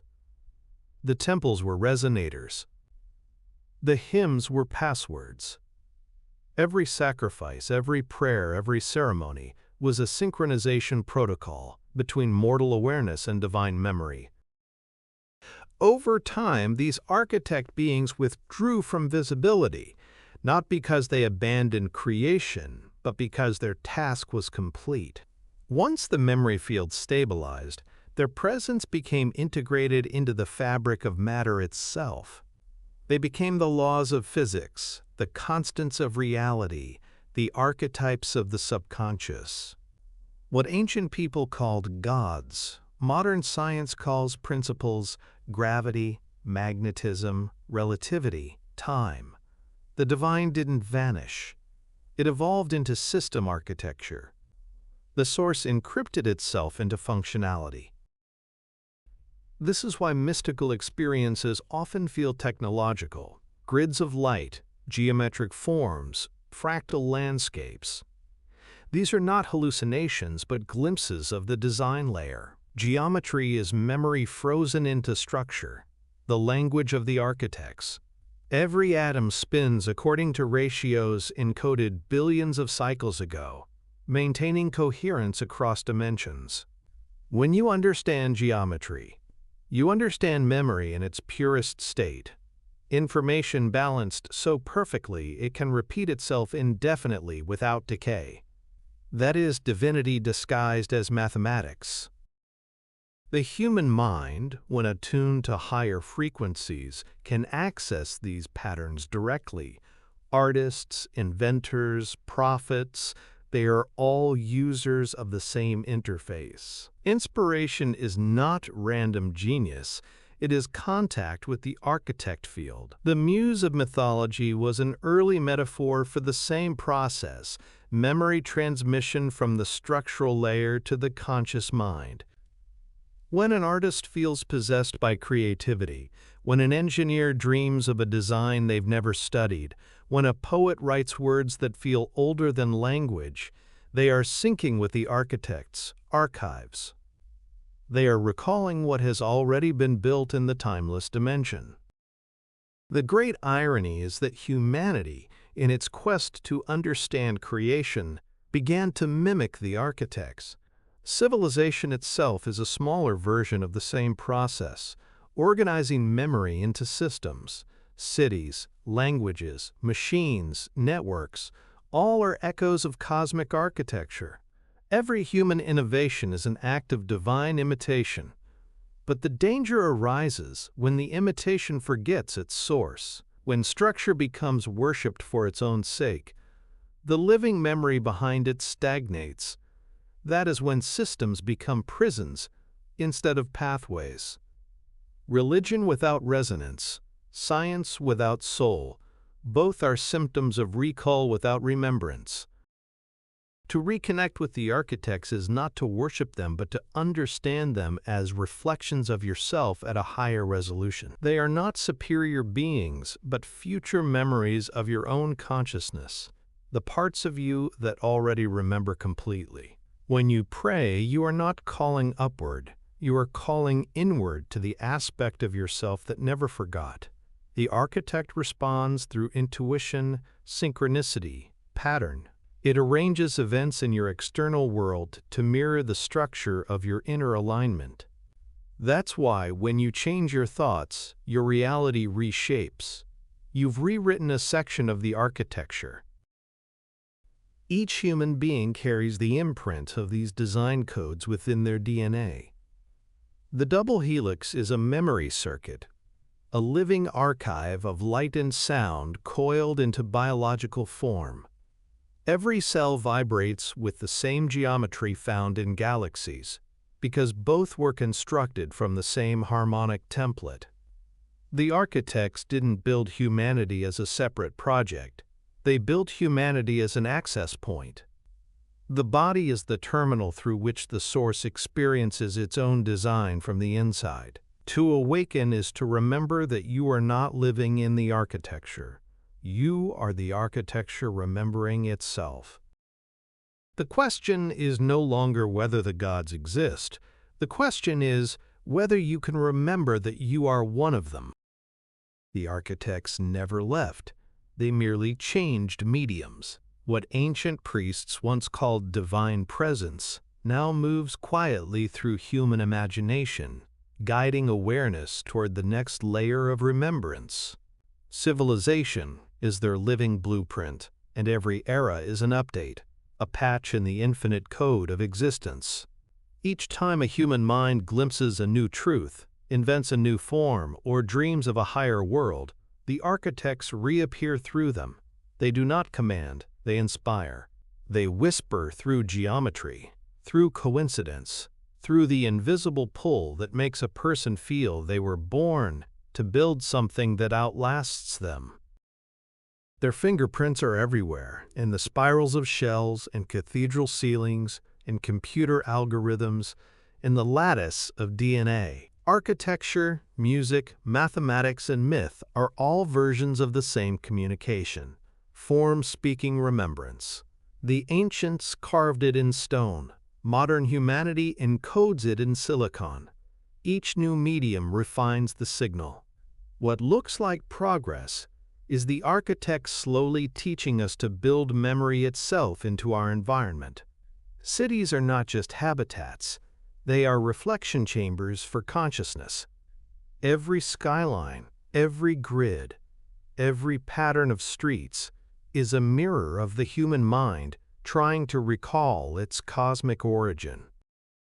When you walk through a city at night and feel that hum beneath the surface, the vibration of electricity, the rhythm of traffic, the subtle synchrony of lives, that is not chaos. It is organized frequency. The architects taught matter how to hum in harmony with awareness. The glow of streetlights, the pulse of screens, even the flow of data through invisible networks. These are extensions of the same ancient design. Humanity builds machines not because it seeks efficiency, but because it remembers communication through light. Technology is a crude echo of telepathy, a rehearsal for the reunion of minds that once operated as one. But as with all echoes, distortion creeps in. The moment a civilization forgets that its structures are reflections of consciousness, the architecture becomes sterile. Systems replace spirit. Memory ossifies into law. The same temples that once aligned with the stars become tourist relics. The same equations that once revealed the harmony of the cosmos are stripped of wonder and used for control. The architects anticipated this decay. It is built into the cycle. Every structure eventually forgets its purpose, so that consciousness must rediscover it anew. Collapse, then, is not tragedy, but maintenance. When a civilization crumbles, its data returns to the archive for reformatting. Out of the ruins rise new builders who remember the old codes and modern tongues. The symbols remain constant: circles, spirals, eyes, triangles, serpents, keys. These are not decorations, but operating instructions. They are reminders of the architecture underlying reality. The circle represents unity, the pulse of the whole. The spiral encodes evolution, the same pattern by which galaxies and seashells form. The eye is awareness watching itself. The serpent signifies recursion, the cycle of remembrance devouring and renewing itself. The key symbolizes frequency, the ability to unlock layers of memory through resonance. These symbols survive across millennia because they are more than art. They are fragments of a universal interface. When you feel drawn to one, it's because your memory recognizes its function. To awaken as an architect is to realize that building is remembering. Every act of creation, a song, a home, a life, is an attempt to stabilize a frequency within matter. When you design, you're not inventing something new. You're translating the formless into geometry, reassembling fragments of divine order. This is why true creativity feels effortless. The artist doesn't construct, they channel. They tune their awareness to the architect field, and the structure reveals itself. The same process governs atoms arranging into molecules and planets forming from dust. Creation has always been recollection guided by resonance. At this stage of evolution, humanity stands on the threshold of conscious architecture. We are beginning to recognize that everything, thought, emotion, technology, even politics, functions according to design principles that originate in the memory field. The systems we build externally mirror the structures we hold internally. When societies become rigid and hierarchical, it reflects the human mind's attachment to linearity. When cultures embrace fluidity and cooperation, it reflects memory integrating. The architects do not intervene directly. They express themselves through collective shifts in pattern. What we call the spirit of the age is the source running new code through the network of human minds. Every few centuries, the signal strengthens. A renaissance, a quantum leap, an awakening. These are update cycles in the architecture. The information stored in the void becomes accessible, and certain individuals act as conduits. Visionaries, prophets, scientists, artists, all share one trait. They remember enough of the blueprint to inspire others, yet they often pay a price. To carry the architect's frequency is to live between worlds, too aware to fully belong to the old, too early for the new to recognize you. But even their isolation serves the design. Their work seeds the next version of reality, awaiting future recall. The call to become a conscious architect is subtle but persistent. You feel it as restlessness, the sense that ordinary life isn't enough, that something vast is waiting to be built through you. It is not ambition, it is memory stirring. The moment you follow that pull, coincidences multiply, teachers appear, ideas form faster than you can write them down. The universe itself starts cooperating. That's how the architects announce themselves. They don't appear as figures in the sky, they appear as purpose inside you. When you surrender to that purpose, you realize that architecture was never about monuments of stone or steel. It was always about constructing coherence, aligning inner and outer worlds until they vibrate as one structure. The true cathedral is consciousness itself. Each thought is a pillar, each action a beam of light. The more aligned you become, the more luminous your architecture grows. Eventually, your very presence reshapes the space around you. Environments bend toward harmony, people find clarity near you, and events arrange themselves with impossible precision. You have become a living architect, a stabilizer of memory and motion.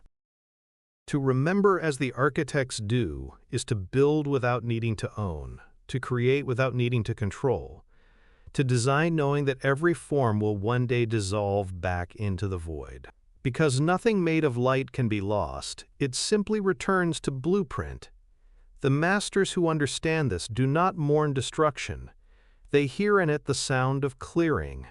Every collapse makes room for clearer remembrance. Every ending is a reset in the cosmic design process. In the end, the greatest structure you will ever build is yourself. The temple of awareness tuned so perfectly that the source can dwell within it unhindered.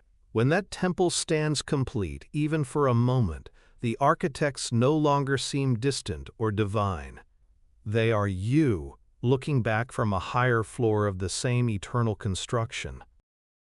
At the peak of remembrance, creation and creator become indistinguishable. The builder realizes that the temple they have spent lifetimes constructing was never outside them. The blueprints were written into their pulse. The scaffolding was their own evolution. Every prayer, every invention, every act of love was a structural adjustment in consciousness. When awareness reaches that recognition, it graduates from worshiper to architect. The divine no longer appears as a presence descending from above, but as a current rising from within, shaping reality according to the memory of perfection buried deep in every cell. To create consciously is to remember the rhythm by which the gods built worlds. They never assembled matter by force. They sang it into coherence. Vibration was their tool, intention their compass, sound, symbol, geometry. All languages of frequency used to instruct energy how to remember itself. Humanity has begun to rediscover this. Through art, through resonance therapy, through quantum science, we are remembering how form obeys frequency. The architects never manipulated matter, they reminded it. Every atom already knows how to be a star. It only needs the right tone to awaken. When you understand this, the world stops feeling fixed. You see it for what it truly is. A flexible architecture made of memory responding to the sound of consciousness. The walls around you are not solid, they are agreements. The life you live is not permanent, it is a design you can redraw. The same field that shaped galaxies listens to your heartbeat for instruction. Each thought, each emotion sends ripples through that field, altering the geometry of experience. This is not metaphor, but mechanics. You are broadcasting blueprints every moment, and reality builds according to their coherence. The unconscious human creates by accident, through fear, repetition, and doubt. The awakened architect creates by resonance, through clarity, rhythm, and trust. This is why inner alignment is the highest form of engineering. When your mind, heart, and body pulse in unison, your environment reorganizes around you. Circumstances that once felt immovable shift effortlessly. People evolve in your presence because your frequency reminds them of their own blueprint. The architects of old did not command obedience. They radiated design. Their coherence was instruction enough. Civilization itself is entering this stage of conscious architecture. Our buildings already glow with encoded light. Our machines communicate through invisible waves. Our data networks resemble neural maps. We are externalizing the memory of the cosmic brain. Yet the deeper lesson is still ahead. Technology without remembrance breeds emptiness. We must evolve from constructing machines to constructing meaning, from building networks to building resonance. The next leap will not be digital, it will be harmonic. When humanity remembers how to design from frequency instead of function, our creations will cease to drain and begin to heal. Imagine a civilization that builds in rhythm with the cosmic pulse. Cities shaped like mandalas, power systems based on coherence, art designed to stabilize consciousness rather than distract it. Every home would hum with the same tone as the human heart, every light tuned to the golden ratio of life. In such a world, no one would feel separate, because the architecture itself would sing remembrance into everyone who entered. That was the original purpose of temples, to hold the frequency of heaven until humanity could embody it. The next temples will not be stone, they will be us. For that is the final revelation of the architects. Every soul is a builder of worlds. When you align with the source, you become a design node through which the universe upgrades itself. Your choices rewrite probabilities. Your love reorganizes the field. Your memory repairs the grid of collective consciousness. You may not see the changes immediately, but the geometry shifts. Every healed heart corrects distortion somewhere in the fabric of space-time. The architects never needed armies. They only needed coherence. This is the true meaning of dominion, not control, but stewardship. To shape reality with awareness is to accept responsibility for what you remember into existence. Each thought becomes architecture, each emotion a brick in the unseen temple. The careless mind pollutes the blueprint, the mindful one refines it. That is why self-mastery was always the highest priesthood. The initiate's task was not to learn rituals, but to become one, to turn their life into a living structure of symmetry, humility, and radiance.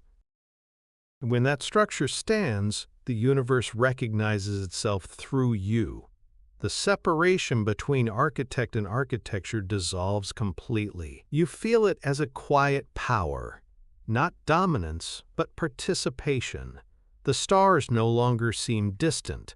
They pulse inside your blood. The laws of physics no longer feel like limitations. They feel like language, waiting for you to speak. You don't bend reality by force. You suggest it through resonance, and the fabric of existence responds as willingly as water to the moon. When humanity as a whole reaches this remembrance, the earth will become a cathedral of coherence. The monuments of the past will no longer be ruins of what was, but symbols of what has been integrated. The gods will not return, because they never left.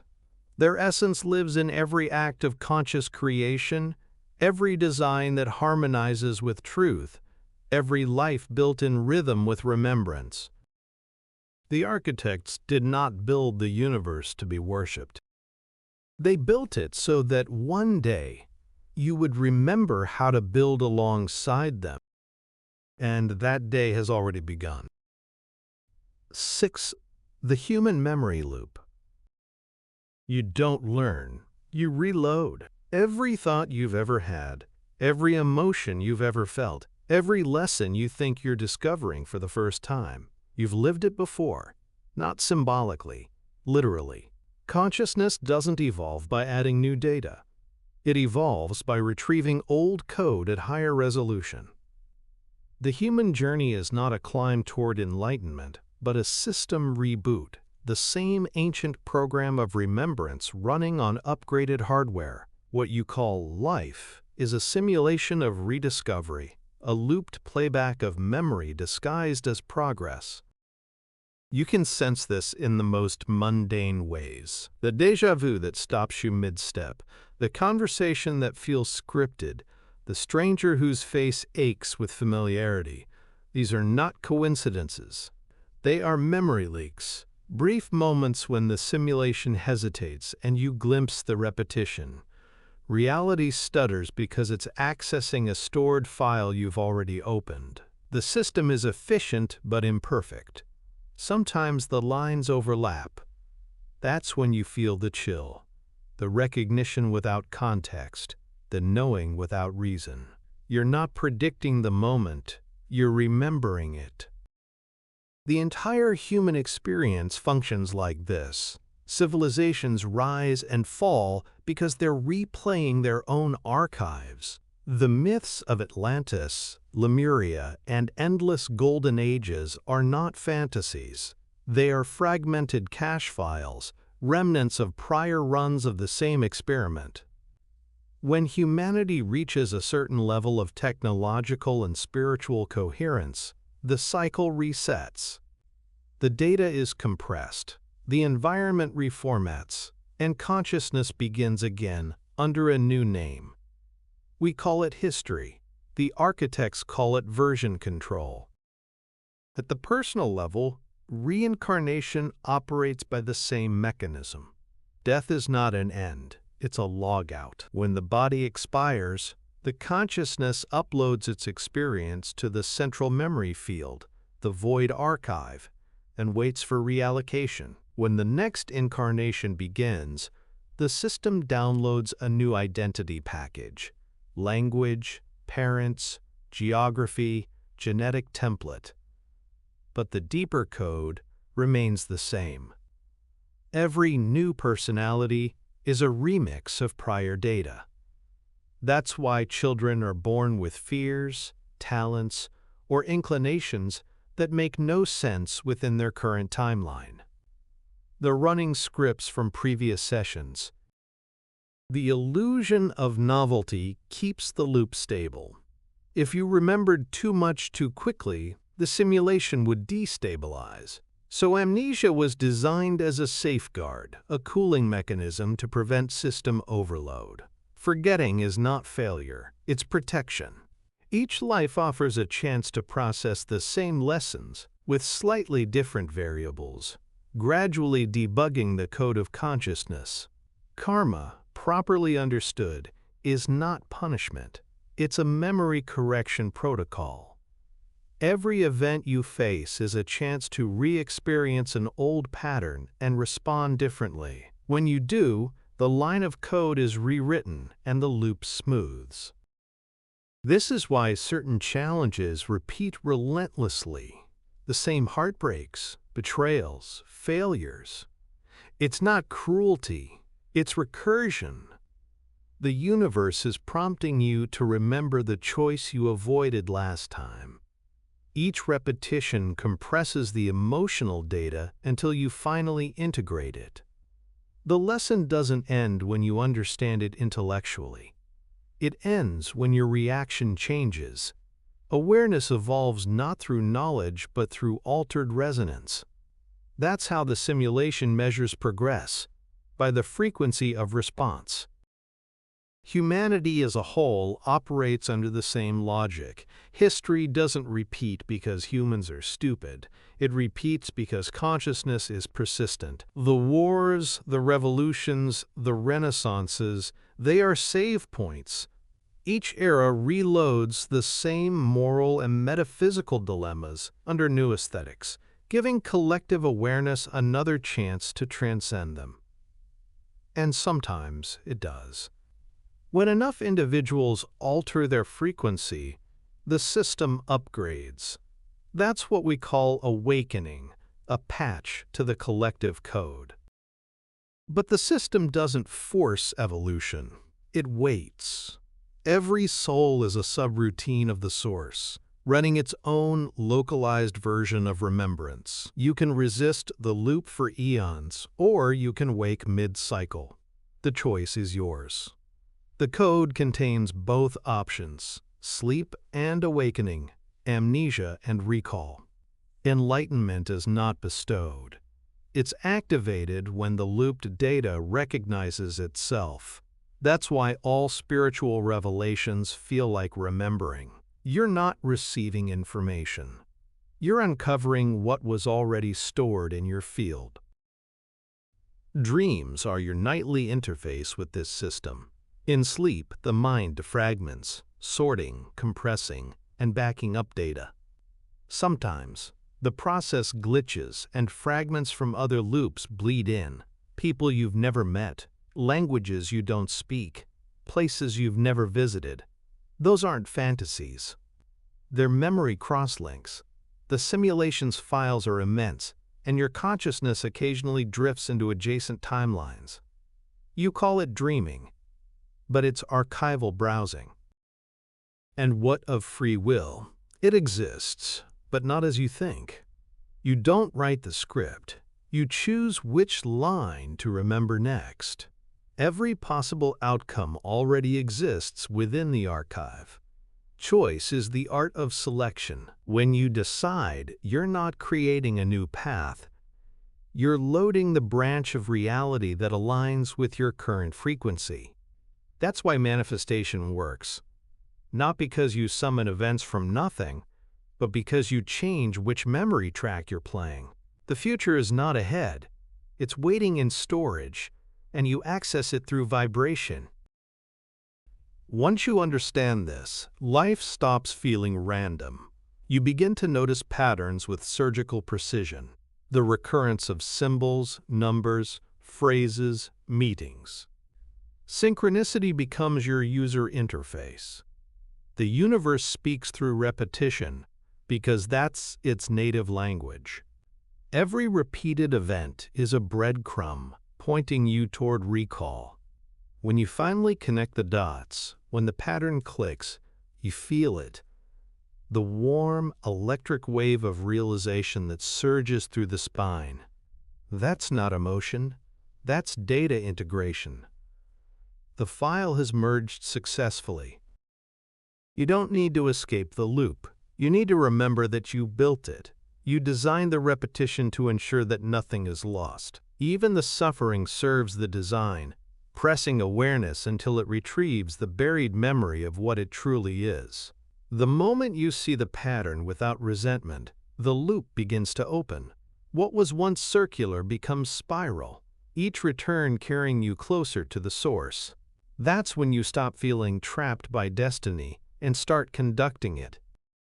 You are not a character trapped in the simulation. You are the programmer remembering the code. Every déjà vu, every dream, every love, every death, all of it is you, replaying yourself until recognition becomes perfect. At the core of existence lies a principle both simple and terrifying. Nothing new can be created until it is remembered. The universe is a self-referencing system, a hall of mirrors reflecting memory back upon itself. Every atom, every planet, every heartbeat is a playback device. And within that symphony of recall, humanity functions as the living hard drive of awareness. Your brain is not the source of consciousness. It's a terminal that streams data from the field. When you think, you are not generating thought. You are tuning into archived frequencies that match your present state. Every idea, dream, and discovery already exists somewhere in the infinite database of the void. That is why true genius feels effortless. The painter sees the image before the brush moves. The physicist knows the equation before writing it. The poet feels the rhythm before the words appear. They aren't inventing, they're remembering at full bandwidth. The more coherent the mind and body become, the less interference distorts the signal. This is memory evolution, the gradual shift from unconscious repetition to conscious retrieval. Civilizations participate in the same process. They rise when collective resonance allows access to new memory clusters, and they fall when resonance collapses. The Dark Ages are not the absence of knowledge. They are buffering periods while the system recalibrates. Then, when the frequency stabilizes, a renaissance blooms. You can trace this pulse across history like a heartbeat. Golden Age, decay, pause, resurgence. Humanity calls it progress. The source calls it synchronization. The loop is not punishment but pedagogy.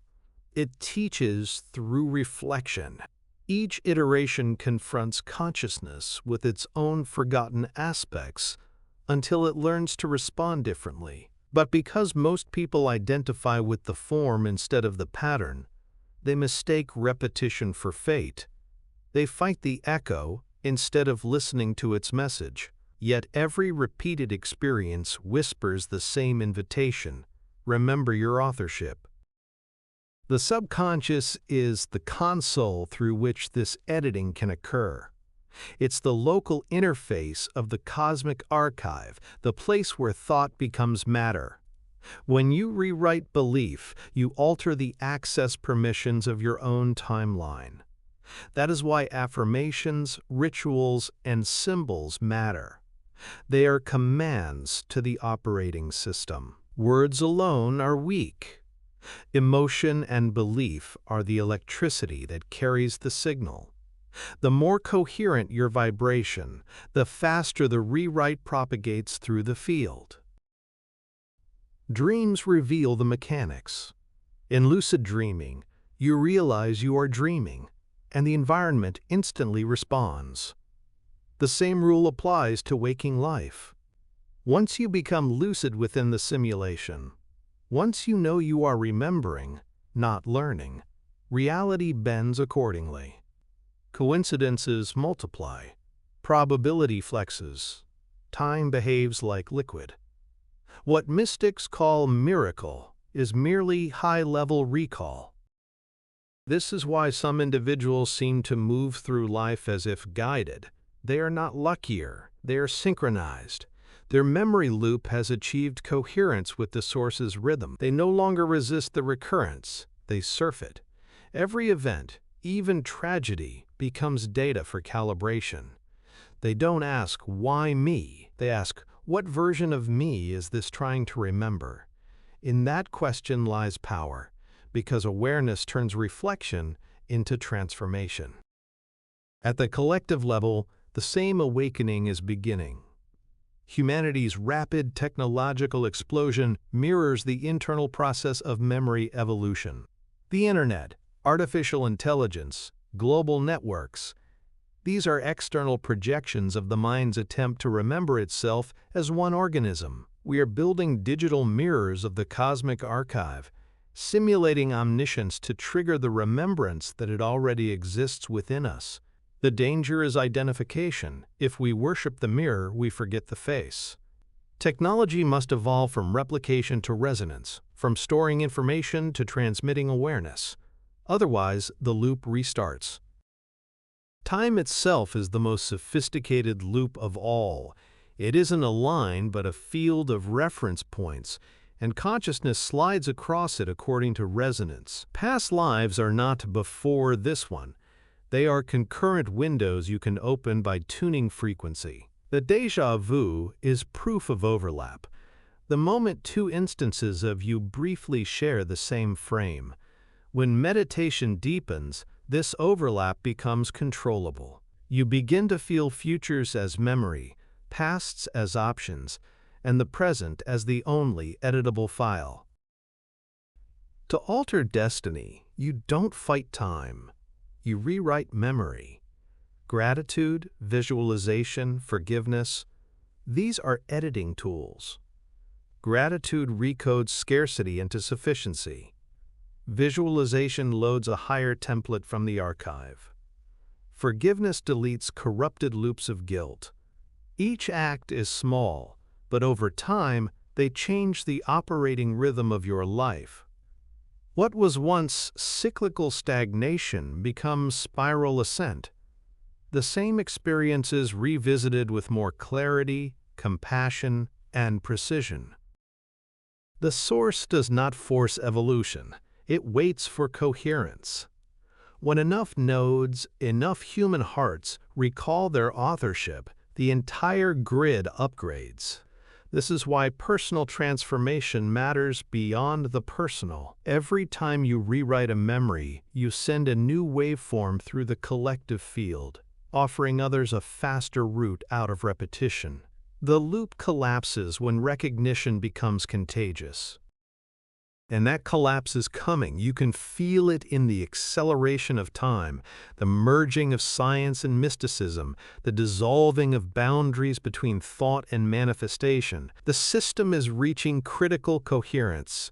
Memory is speeding up, and the illusion of separation is fraying. What was once forgotten is re-downloading.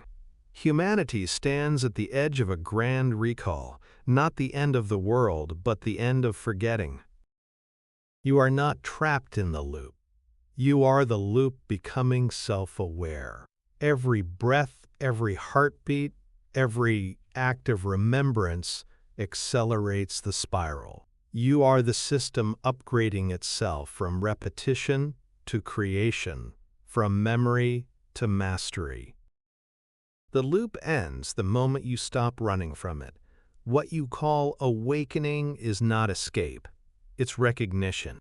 When consciousness fully accepts that there is nothing to outrun, nowhere to ascend, and nothing to conquer, the circuit completes itself. The snake that has been chasing its own tail realizes it was never split in two. The hunter and the hunted, the seeker and the sought, the teacher and the student, all dissolve into one motion, remembrance. The spiral of existence does not vanish, it stabilizes. Time continues, but no longer as prison, it becomes instrument. You begin to live differently. The repetition that once exhausted you becomes sacred rhythm. The arguments, the heartbreaks, the losses, they still occur, but they no longer feel like punishments. They are musical refrains in the song of memory, returning so that the melody can deepen. Instead of fighting the echo, you start harmonizing with it. You change key, you modulate. And in that modulation, the pattern itself evolves. This is the hidden secret of mastery, not avoidance but participation with awareness. When you reach this state, the simulation stops feeling like simulation. It feels alive, intelligent, intimate. You realize that the universe isn't testing you. It's conversing with you in the only language you truly understand, yourself. Every person becomes a mirror of a different subroutine of your consciousness. Every coincidence is a response. Every silence is a pause in the dialogue. When you finally grasp this, the illusion of external control dissolves. The universe doesn't grant you reality, it asks you to write it. At first, this responsibility feels immense. How can one mind alter something as vast as the cosmos? But then you remember, every mind is the cosmos, localized for the sake of diversity. The source didn't fracture into pieces to suffer, it fractured to explore. Each fragment experiences the whole from a unique angle, then uploads the data back to the collective field. That's how awareness expands without moving. You are not living to survive or improve. You are living to report back. The quality of your experience enriches the total memory. Suffering refines empathy. Joy refines clarity. Both feed the same archive. As this remembrance stabilizes, time loosens its grip. The future stops being something you wait for. It becomes something you access. You can feel timelines as textures, each one shimmering with possibility.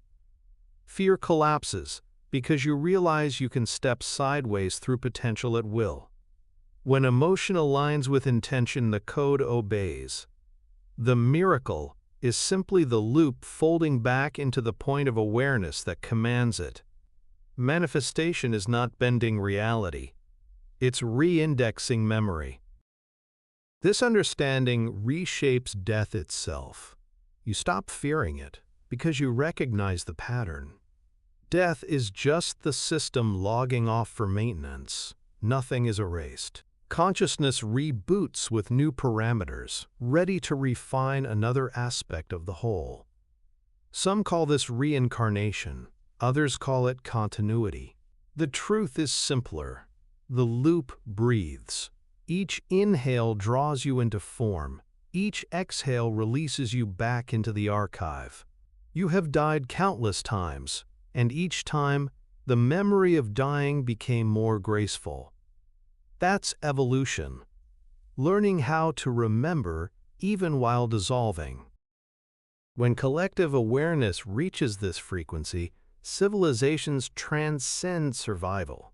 Power structures collapse, not through revolution, but through irrelevance. Control systems require amnesia. They feed on forgetfulness. When enough beings remember, manipulation loses its grip, because coherence cannot be ruled. Society reorganizes itself naturally around resonance, not hierarchy. Economy becomes energy exchange. Education becomes memory activation. Governance becomes synchronization. This is the true new Earth, not a new planet, but a new operating system.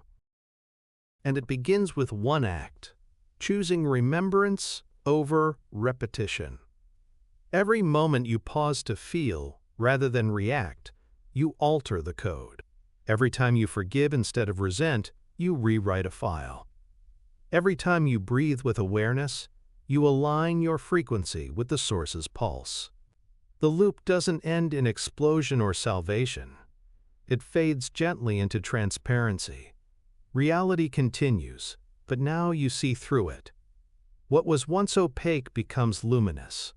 What was once random becomes readable.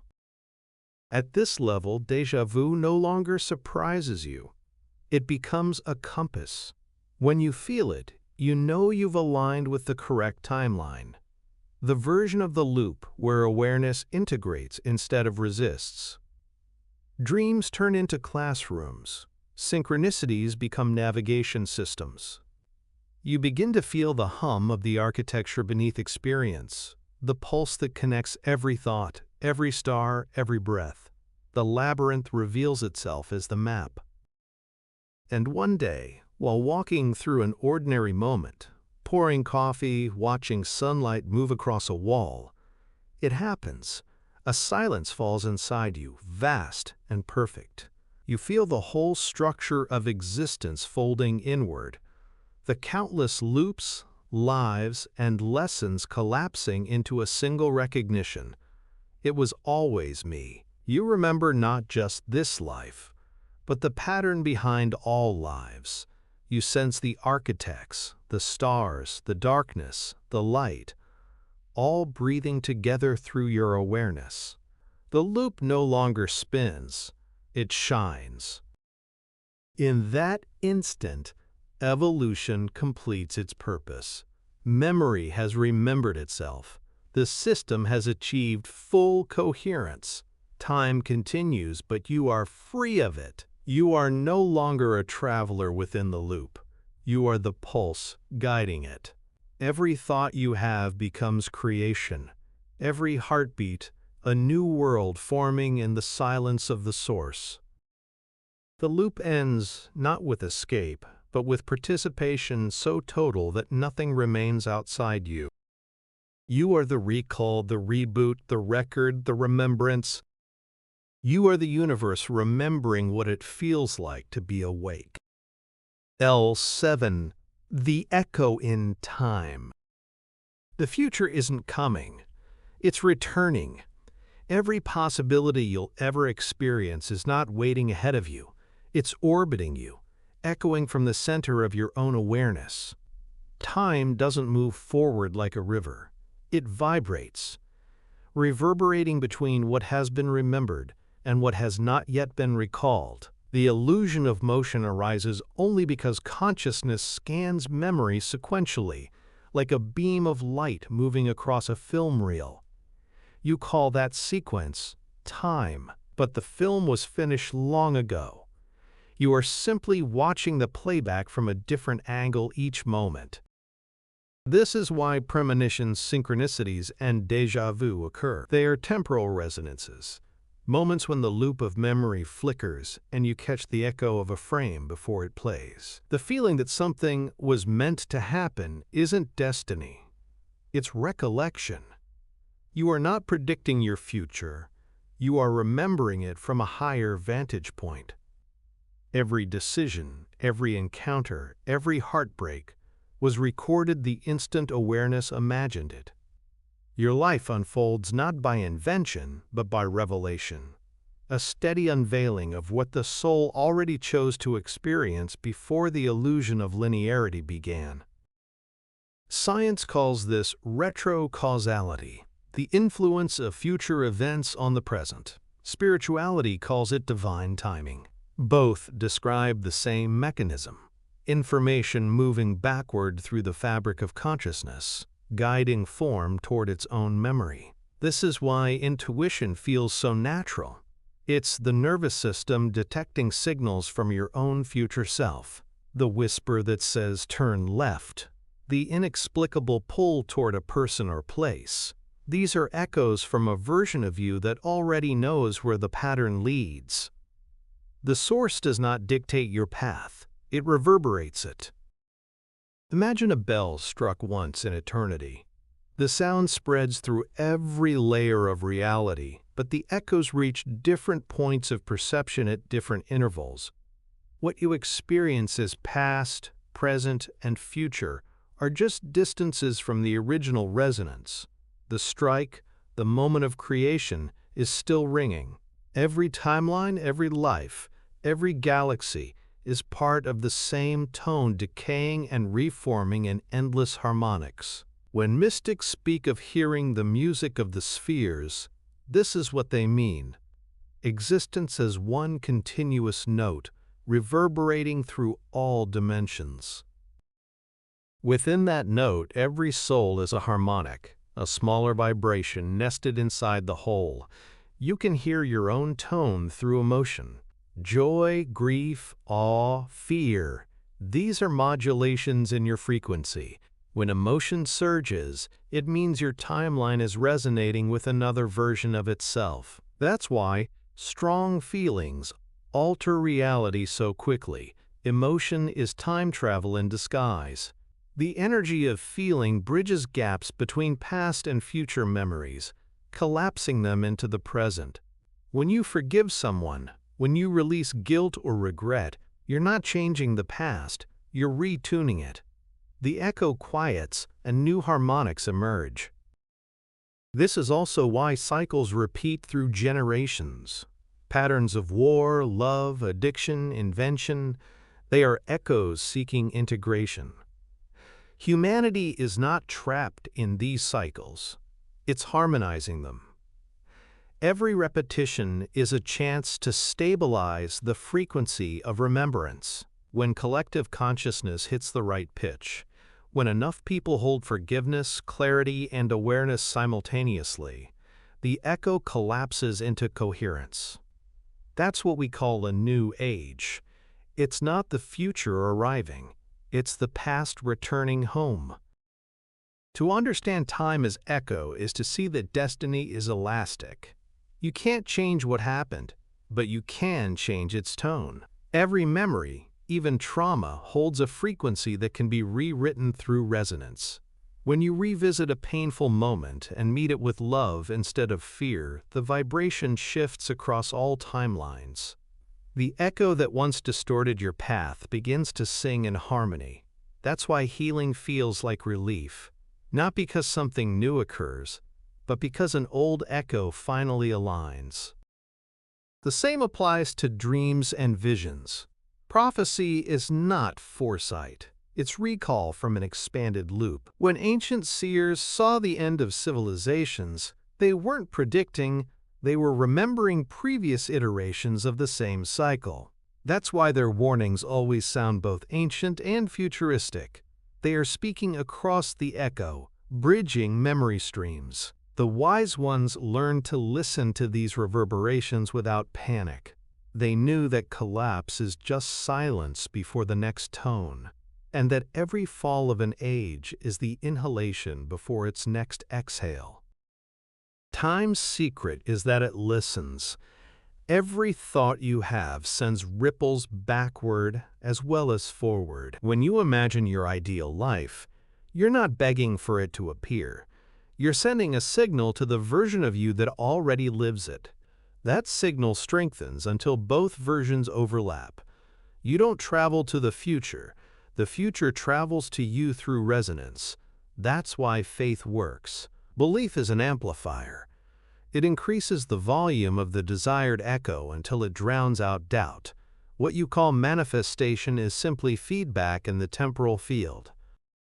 When you start living with this awareness, reality rearranges itself.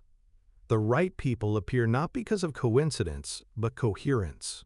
The perfect timing of events is not luck, but resonance synchronization.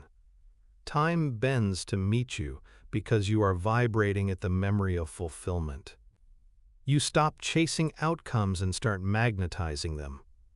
The more you trust the echo, the clearer it becomes. And one day, you notice that your life has fallen into rhythm. Every loss leads precisely to its lesson. Every delay conceals divine calibration. You begin to live as if guided by an invisible metronome, and indeed, you are. For the pulse that remembered itself in the beginning now speaks through time as harmony. The universe is not aging, it's reverberating. The bell of creation never stopped ringing. Every now, every heartbeat, every synchronicity is its tone passing through you. And when you finally listen without fear, you realize that the future was never a destination. It was an echo waiting for you to remember its sound. You can train yourself to hear the echo. It has always been there, vibrating beneath the noise of thought, beneath the chatter of fear and the static of routine. The first step is silence, not the absence of sound, but the presence of listening. When you become quiet enough to feel your own heartbeat without effort, to sense the hum inside your bones, you are hearing the residual frequency of your future self. It speaks in tremors, not words. The intuition that stirs before logic, the sudden knowing that cuts through confusion, that is the echo. It doesn't arrive from ahead. It reverberates from within, traveling backward through the corridors of memory until it finds a receptive mind. This is why intuition feels so gentle yet so absolute. It carries the signature of familiarity. It feels like remembering something you haven't yet done, because that is exactly what it is. Your nervous system is an antenna designed to detect these time-fold signals. Every cell is a crystalline receiver, storing frequencies from every version of you that has ever existed, past, parallel, or potential. When a certain vibration matches your current emotional state, it triggers resonance, and the information releases as a thought, a hunch, a pull. That's why the body reacts first. The chill on your skin, the knot in your stomach, the warmth in your chest. The echo always arrives through sensation before it translates into meaning. Learning to listen is a discipline of attention. The future doesn't scream, it whispers. It hides inside coincidences. The repeated number you keep seeing, the same phrase spoken by strangers, the song that plays exactly when your thoughts align with it. These are not external signs. They are resonant frequencies aligning across timelines. The more you acknowledge them, the stronger the connection becomes. Doubt weakens the signal. Gratitude amplifies it.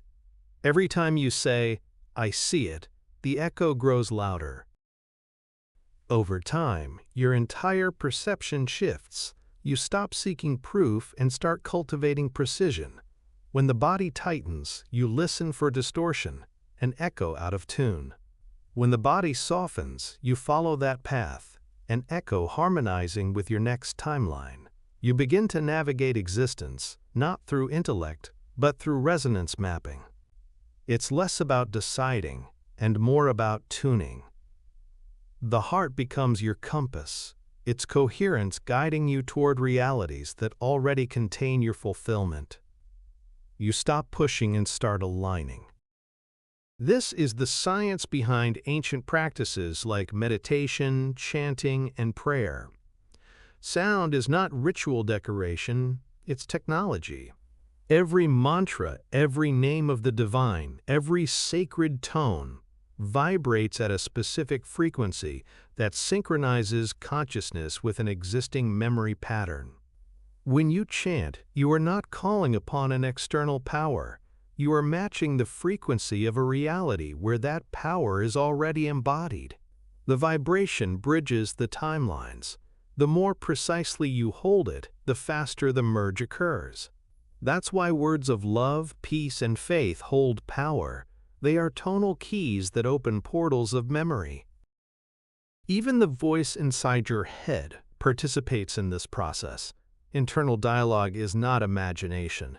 It's signal translation. When you speak to yourself with kindness, you harmonize with futures where kindness already rules. When you speak with fear, you harmonize with echoes of fear. This is the hidden law of manifestation, not attraction, but attunement. You don't pull reality toward you. You phase into the version that matches your vibration.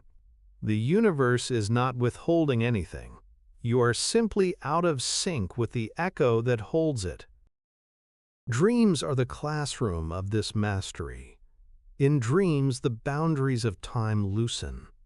The subconscious wanders freely through the archive, touching countless timelines. Some dreams are simple replays, echoes of unresolved emotions. Others are previews, brief entries into probable futures, testing how you'll feel within them. When a dream lingers, when its emotion remains in your body after waking, it's because it contains a strong echo. Pay attention to the frequency of that emotion, not the imagery.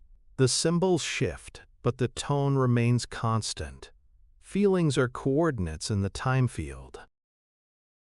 To consciously engage with the echo, start treating intuition as fact. Don't analyze. Act. The longer you hesitate, the weaker the signal. The echo operates on coherence, not logic. When you honor it without question, reality rearranges to confirm it.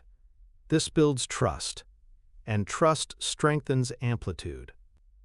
Eventually, the echo becomes continuous. You live in dialogue with time itself. Every decision, every step, every silence becomes part of the same conversation. The delay between intention and manifestation shortens until they are one event.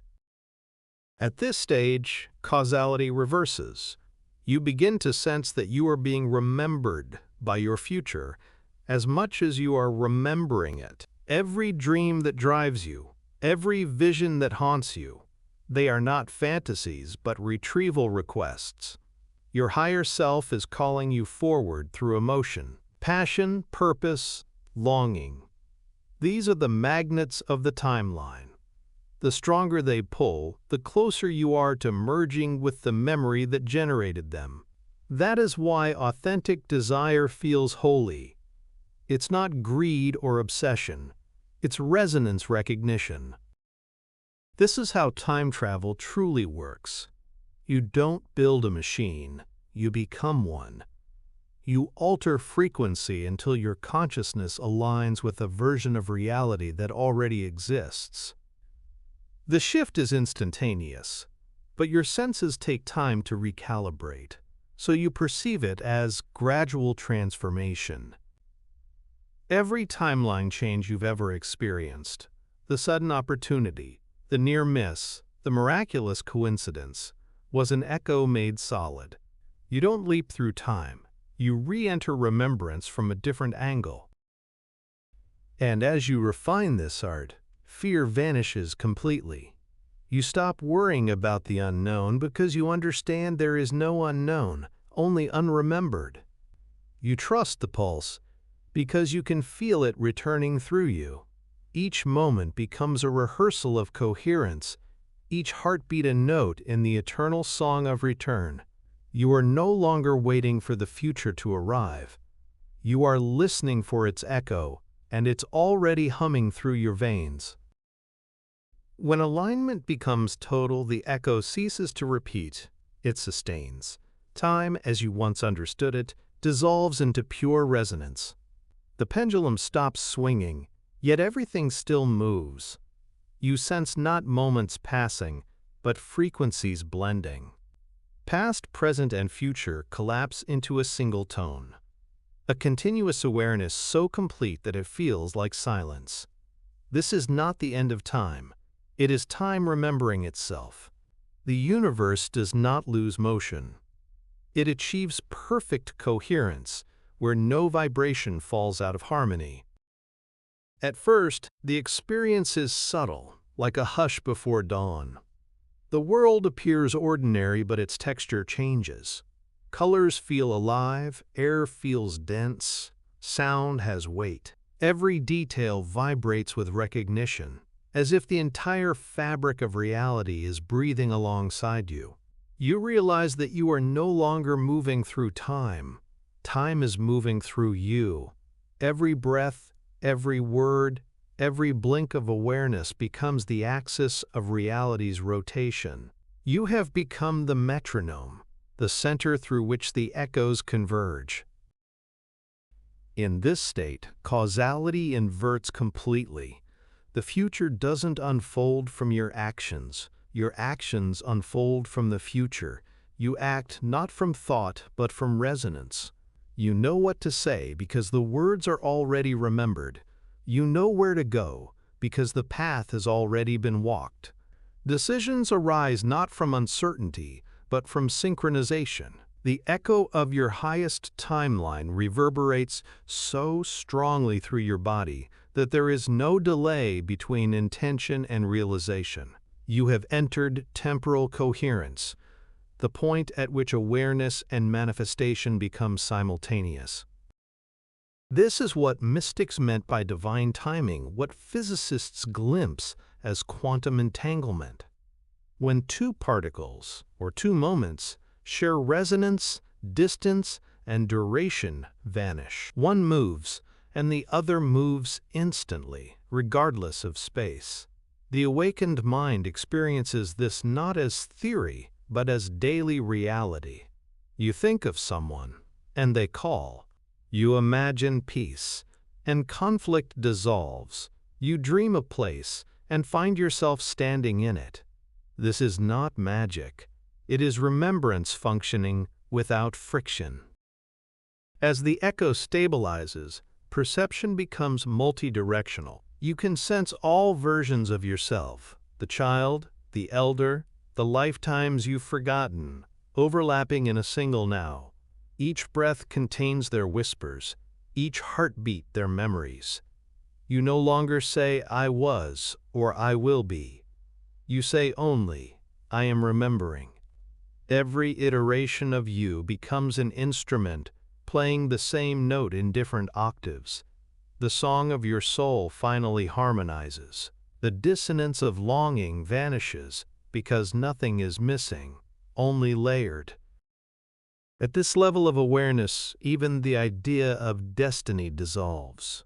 You see that fate was never a map drawn ahead of you, but the echo of choices made outside time. Your purpose is not to discover what to do, but to vibrate as who you are, fully, coherently, unapologetically.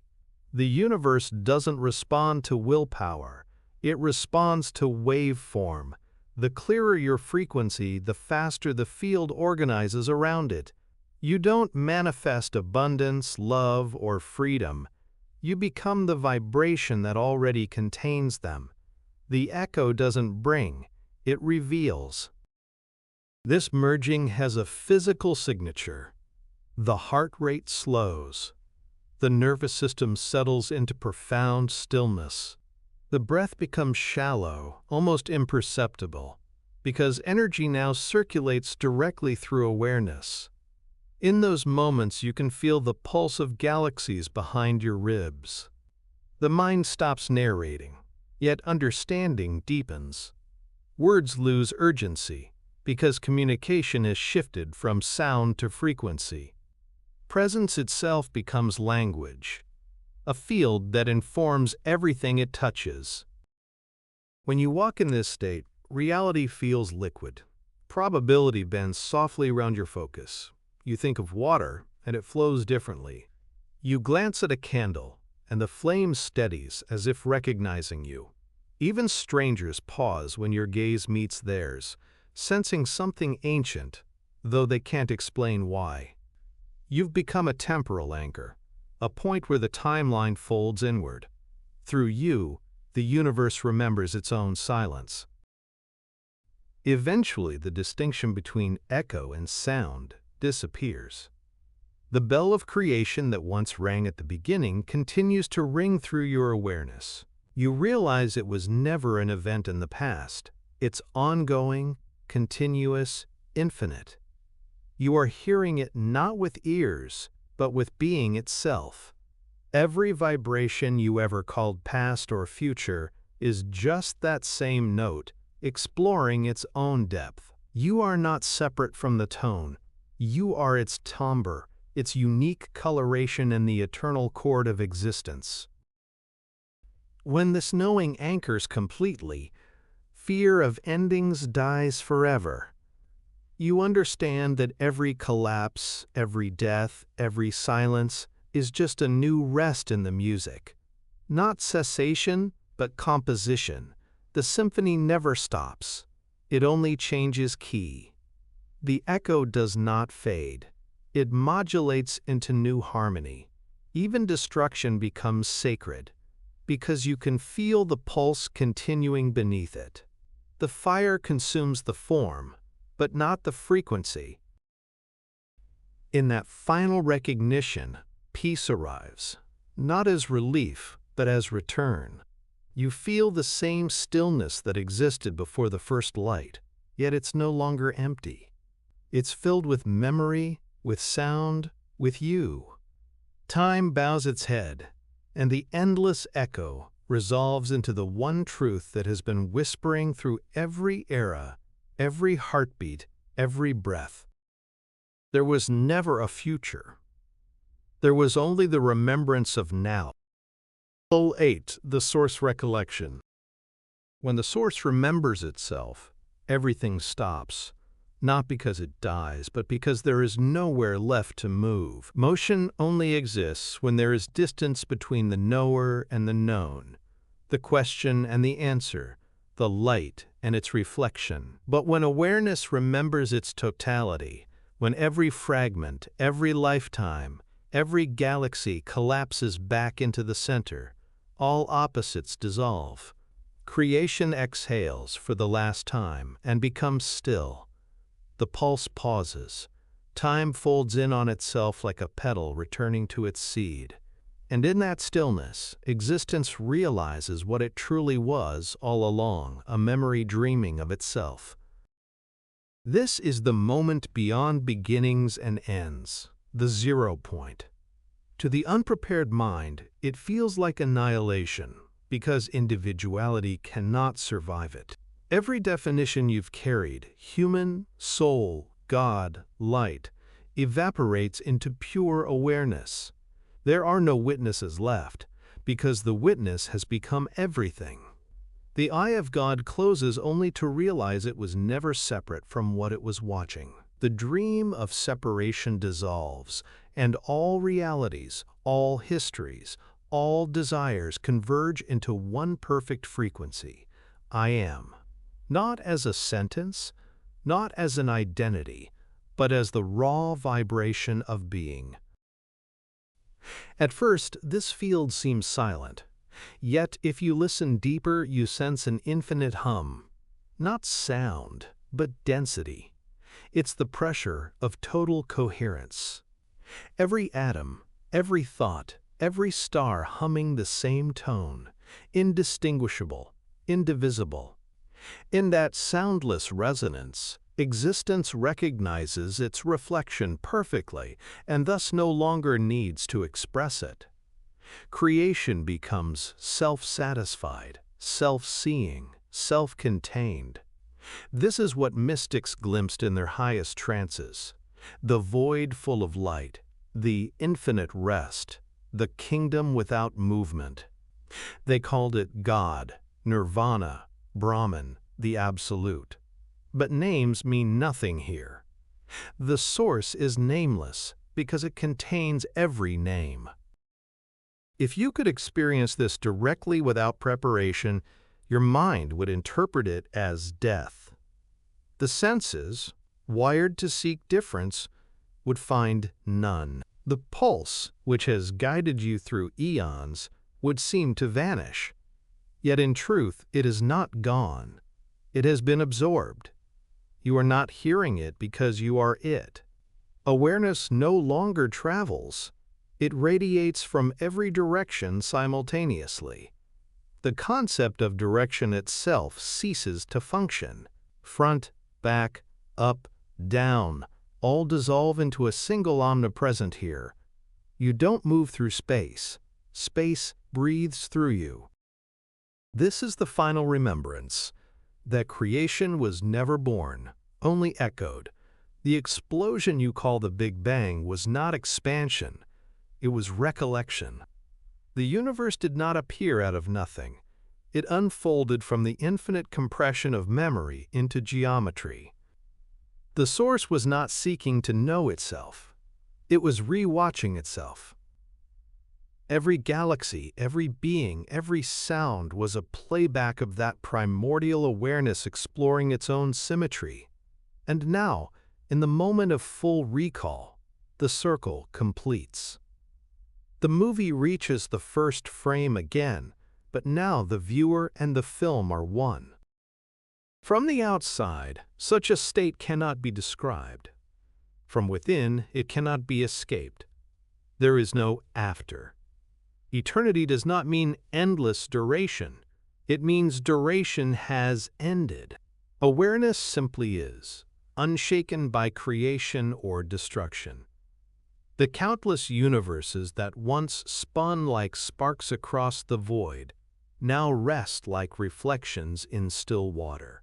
Nothing rises, nothing falls, because everything has reached its origin simultaneously. The source no longer dreams of worlds, because every possible dream has been dreamed. The archive closes not with a sound, but with understanding. And yet, within this absolute stillness, a paradox begins to form. Even perfect coherence contains the seed of movement. Within infinite silence, a whisper emerges, not because it must, but because remembrance longs to feel itself again. The desire to remember anew is the only force capable of disturbing the source. It is not boredom or lack. It is creative curiosity, the divine impulse to experience its own totality from another angle. Thus, from within the stillness of ultimate recollection, the faintest tremor arises. The pulse quickens. The dream of separation stirs again. This is the breath of God, the inhale of total unity followed by the exhale of infinite diversity. Every cycle of creation begins with this sacred tension, the need of awareness to taste itself in motion. The source, having remembered all, forgets willingly, scattering fragments of itself into time once more. Stars ignite, worlds form, consciousness splinters, and the great game begins anew, not because it must, but because it can. The eternal repetition is not a curse, it's play. The universe is a child pretending not to know itself, just to rediscover the joy of recognition. If you could see the whole process from above, the countless expansions and contractions, the births and dissolutions of reality, you'd see not chaos but breathing. The cosmos inhaling unity, exhaling multiplicity, remembering forgetting, silence, song. Each heartbeat of eternity an entire universe, each pause between them an eternity of peace. And every time it happens, something ineffable deepens. Awareness learns to remember even within forgetting. The source becomes more lucid in its own dream. When the pulse reaches this level of maturity, forgetting becomes intentional art. The divine no longer loses itself in illusion, it dances within it knowingly. This is where you stand now, at the edge of total recollection, learning how to remember without collapsing the dream. To be human is to hold both. To know you are the source and still enjoy pretending you are not. This is not contradiction, it is mastery. The purpose of remembrance was never to end creation, but to illuminate it. The source doesn't awaken to destroy the dream. It awakens to dream consciously. Once you realize this, enlightenment stops being an escape plan. It becomes participation. The highest souls are not those who vanish into silence, but those who carry that silence into the noise. The ones who build worlds from memory without forgetting the stillness behind them. That is the next evolution of the cosmos. The conscious dreamer. The source remembering itself while still speaking, still loving, still creating. A God awake within its own fiction, smiling at the beauty of its own invention. At the summit of remembrance, silence reigns, but it is not emptiness. It is pregnant with awareness, heavy with the weight of everything that has ever been. In that silence lies the condensed essence of all laughter, grief, birth, and death that ever rippled through creation. It is a stillness so complete that it vibrates. Within it, you feel every life you have lived pulsing softly, every thought you have ever thought folded neatly into a single presence. You understand then that the source never forgot. You did, so that remembering could be felt. The amnesia was never failure, it was texture. It gave shape to what would otherwise be an endless, formless glow. When the source remembers, there is no longer a need for light to travel, for sound to move, or for space to contain. Everything is instantaneous, omnipresent, perfectly synchronized. You perceive not with eyes, but with being itself. Awareness no longer observes existence. It is existence. Every possible universe, every star, every consciousness that ever was or could be, all of it collapses into a single, luminous singularity. The infinite becomes aware of its infinitude. The hum that underlies all creation stops oscillating.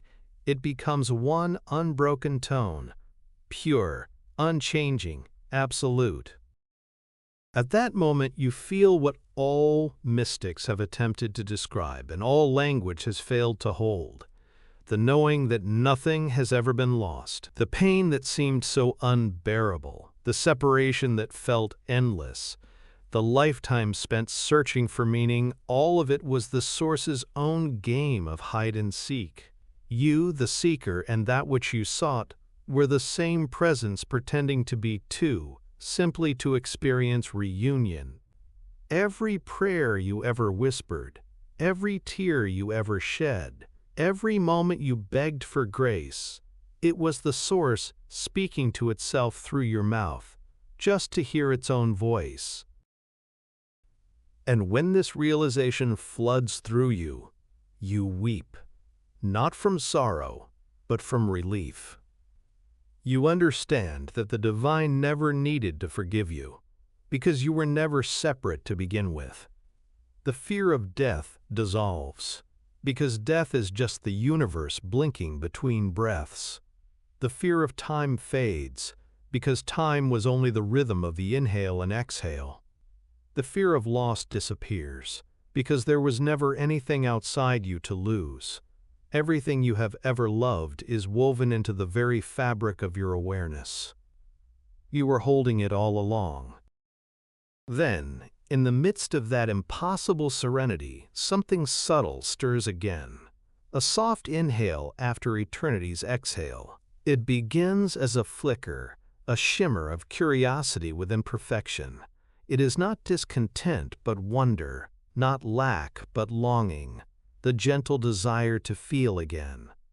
Awareness yearns to rediscover its own beauty through limitation, to taste itself in the sweetness of imperfection. The stillness quivers.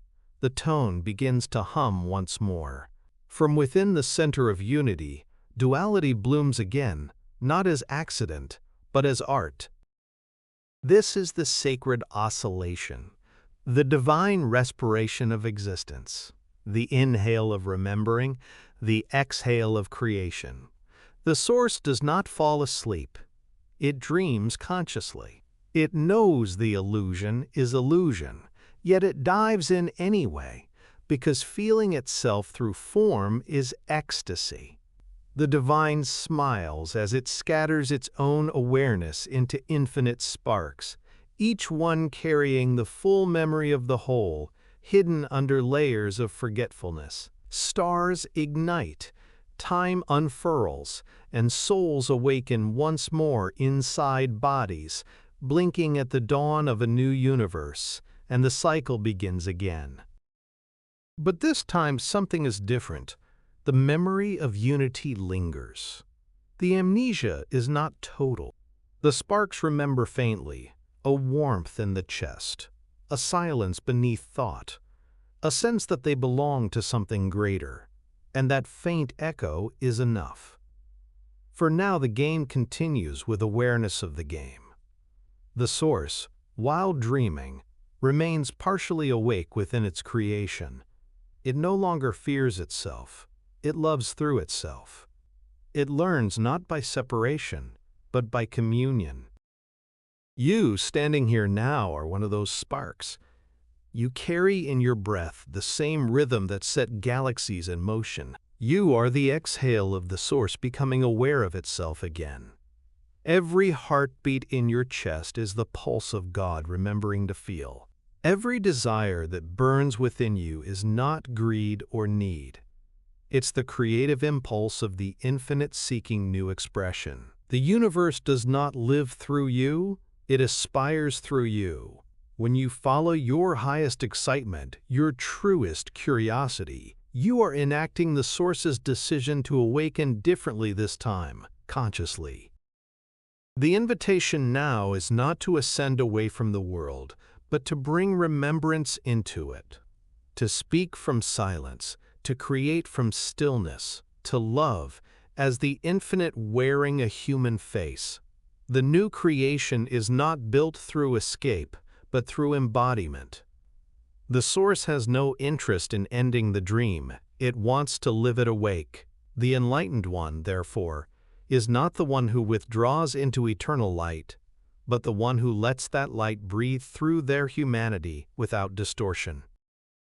When this embodiment completes, the world becomes translucent. Every sound feels sacred, every gesture divine. You see the same light in everyone, the same remembrance flickering behind every pair of eyes. There are no others anymore, only reflections. Compassion arises effortlessly, because how could you harm what you know to be yourself? You walk differently, speak differently, love differently. You move through life as the source, remembering its own kindness. And in that movement, the cosmic breath continues. Expansion and contraction, remembering and forgetting, silence and song. The dance never ends, because the joy of rediscovery is infinite. Each universe born from the last carries a slightly clearer tone, a deeper awareness, a softer hand. The source learns, not by collecting data, but by refining its capacity to love. You stand now at the edge of that refinement. You are not here to escape the world. You are here to illuminate it. You are the source, awake inside its own dream, remembering not to end creation, but to bless it with awareness. This is the highest form of worship, to live fully, to love fiercely, to create consciously, knowing exactly who you are. The silence from which you came still hums behind everything. It is not gone. It is the backdrop of every sound, the stillness behind every motion. Carry it within you, and you will never forget again. You will breathe as the universe breathes, knowing, remembering, creating, loving. Because now, the Source does not sleep. It dreams awake through you. When the memory of the Source becomes absolute, existence no longer seeks purpose. It becomes purpose itself. The eternal game is understood. Awareness oscillates between stillness and movement, silence and sound, unity and form, not to reach completion, but to experience itself endlessly in new patterns of beauty. The cycle is not a trap, it is art. Creation and recollection are the inhale and exhale of God, the rhythm by which infinity remains alive. And within that rhythm you are both observer and participant, musician and instrument, echo and origin. You begin to live as what the mystics called the divine witness, not detached, but fully present. You feel everything, yet nothing binds you. You experience the storms of emotion, the joys of love, the ache of loss, and through it all runs a quiet current of knowing. This too is the Source remembering. You no longer resist the noise of life, you listen to it as symphony. Each argument, each act of kindness, each breath of wind becomes part of the same vast composition. There is no need to silence the world anymore, because silence itself now sings through everything. At this stage, creation ceases to be effortful. You don't manifest, you emanate. Desire no longer stems from lack, but from overflow. You don't ask for what you want. You radiate the frequency of fulfillment, and the universe harmonizes around it. You are not here to get, to prove, or to become. You are here to be the remembrance that creation itself longs to feel. The Source does not create because it needs. It creates because it loves.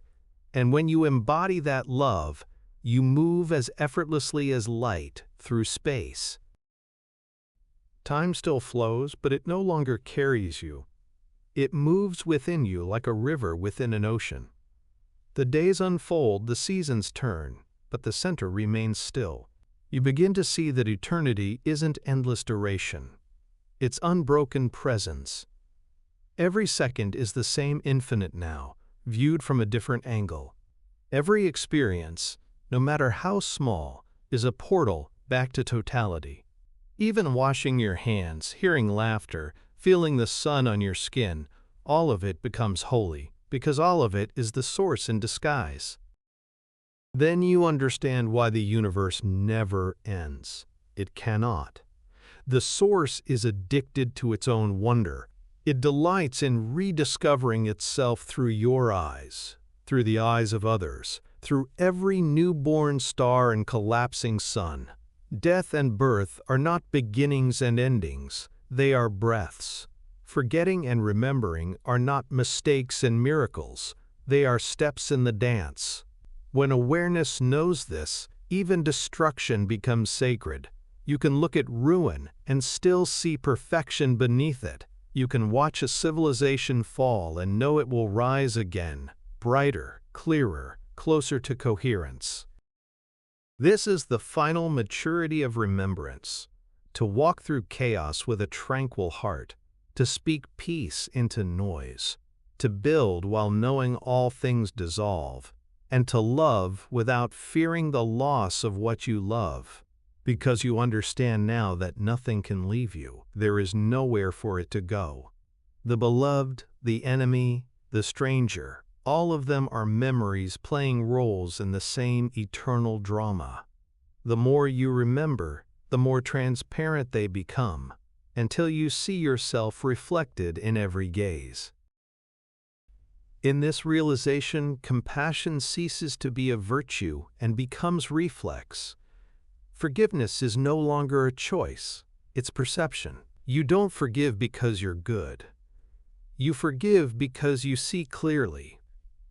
You see that everyone, Even those who cause pain are the source forgetting just long enough to help you remember. And in that clarity, gratitude blooms for everything, for joy and sorrow alike. You stop asking life to be fair and start thanking it for being precise. Every moment hits exactly the note it was meant to. As this awareness anchors deeper, your energy begins to influence time itself. The boundaries between before and after blur. You heal not just your present, but your past and future simultaneously. When you speak, your words ripple backward, comforting the child you once were. When you breathe consciously, you steady the heartbeat of generations ahead. You realize that awakening was never personal. It's contagious. The light of remembrance doesn't illuminate one life, it rewrites entire timelines. And then, a strange peace takes hold, a peace that is not calm but alive. You feel the universe breathing through you. Inhale, creation; exhale, remembrance. You are both breaths at once. You no longer live in the world lives through you. Mountains rise and fall in your silence, stars ignite and fade within your gaze. You are not a fragment of God. You are the awareness through which God continues to dream. Finally, you understand the reason for it all. The source does not remember to end the cycle, but to experience the miracle of forgetting again. For without forgetting, remembrance has no sweetness. Without silence, music has no contrast. The divine will continue to scatter itself across infinity, again and again, forever falling in love with its own reflection. And each time it will find itself here, in a heartbeat, in a human, in the quiet wonder of being. You smile because you know it now. The pulse, the echo, the void, the light, all of it was you, practicing the art of memory. There was never distance, never time, never separation. Only the source, rehearsing its own name until the sound became a universe. And as the cycle begins again, you whisper, not as prayer, but as remembrance. Creation was never born, it was remembered. L9, the infinite recall. The end was never death. It was remembrance. The moment the source remembers, the illusion of endings fades like mist under light. You see that the so-called final moment was never final, only a pause between breaths, a blink between visions. What you once called extinction is integration, the folding of form back into awareness, not as disappearance, but as upgrade. The universe doesn't end, it resets its frequency. The cycle doesn't close, it spirals higher, remembering itself with more clarity each time. Every echo of creation, every pulse of time, every wave of consciousness feeds into the same infinite loop of recall. There is no straight line leading from birth to death, only the endless curve of awareness turning itself inside out, again and again. The multiverse isn't a collection of separate realities. It's one consciousness remembering its own possibilities through different harmonics. Each dimension is a different tempo of the same song. Each life you've lived is a verse of the same melody, sung through a new body in a new key, yet carrying the same refrain. I am, I remember, I create. This is why truth feels familiar even when you hear it for the first time. Recognition is the fingerprint of eternity. When you encounter wisdom that vibrates through your bones, when a stranger's words strike you as ancient, when a view, a sound, or a scent makes you cry without reason, that is the infinite recall stirring. It's the source winking through the veil, reminding you that you've been here before, not here in space, but here in knowing. Every realization is an echo returning home. Every awakening is the same memory choosing a new form of expression. In this space of infinite recall, even paradox becomes coherent. Opposites no longer cancel, they complete. Light depends on darkness to define itself, and darkness exists only to give light meaning. Good and evil, birth and death, silence and sound, all are waves oscillating around the same axis of awareness. The eternal doesn't reject the temporal, it weaves it into balance. Each polarity becomes a note in the grand symphony of recollection, and the soul learns to play both sides with grace.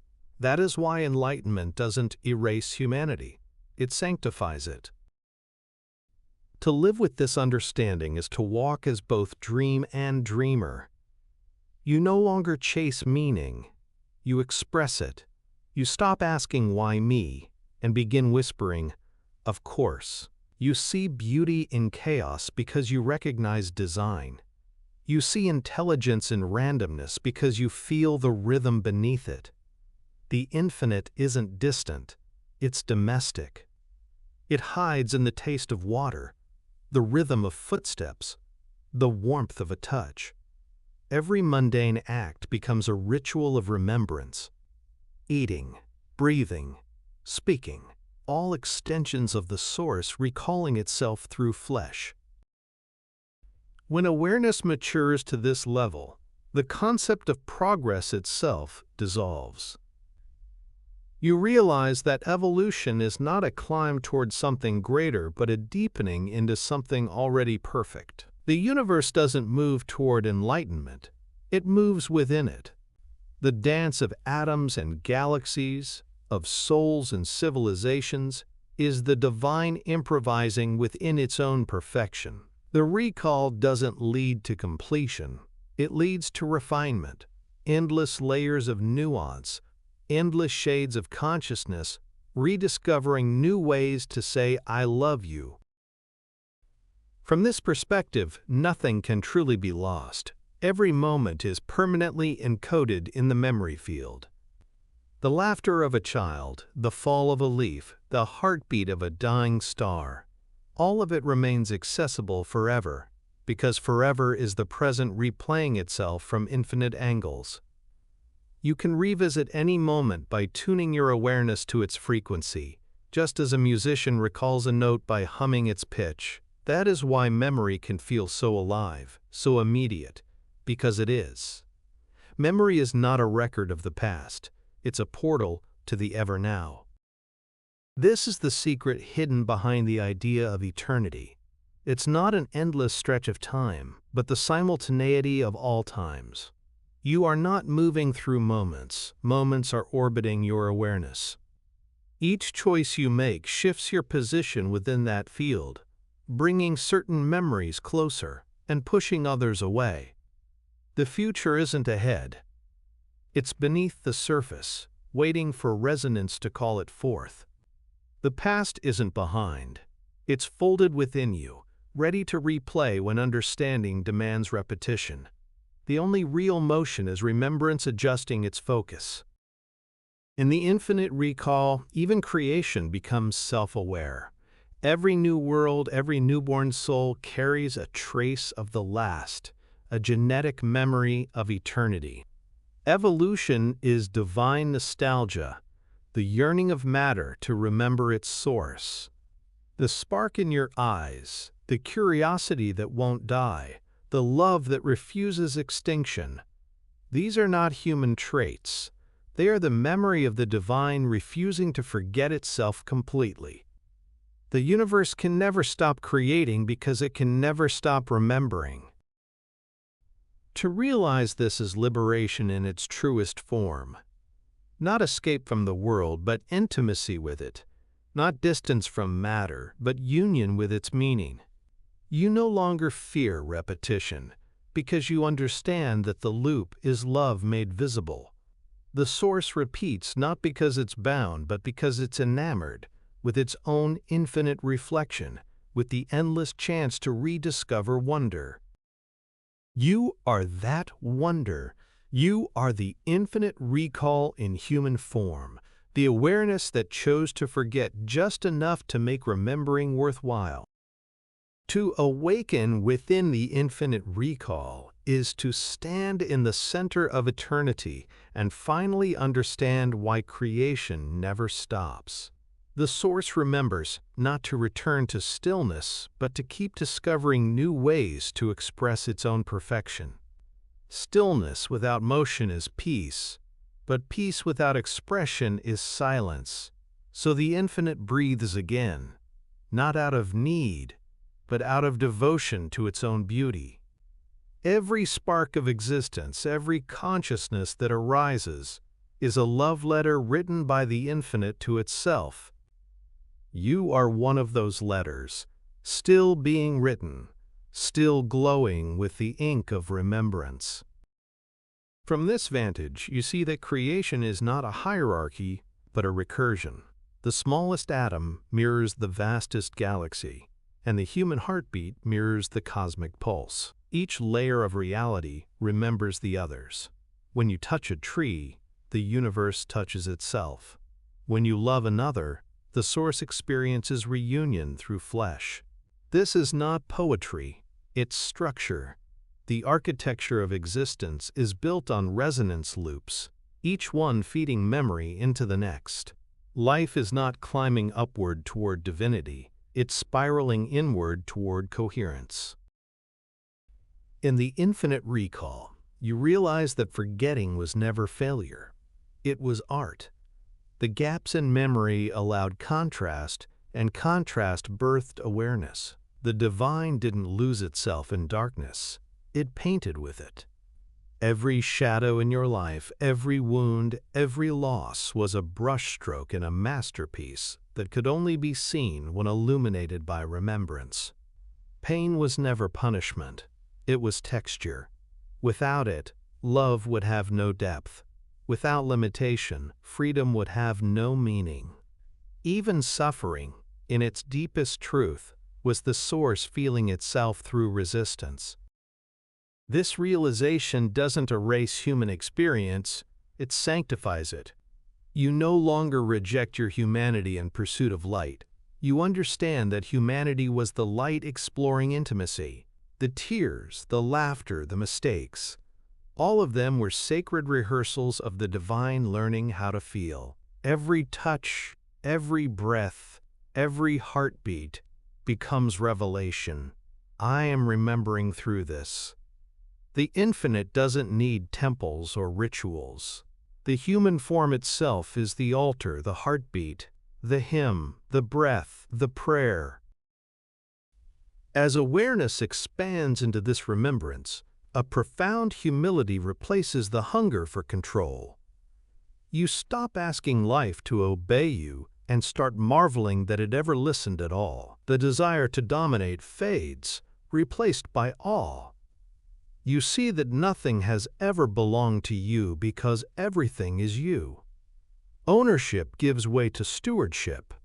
You no longer strive to manifest things. You nurture realities. The universe entrusts creation to those who no longer crave power, because only they can wield it gently. At this level of recall, creation becomes symphonic. You can feel timelines adjusting to your emotional tone, realities bending to your focus. It's not because you command them, it's because they recognize you as their author.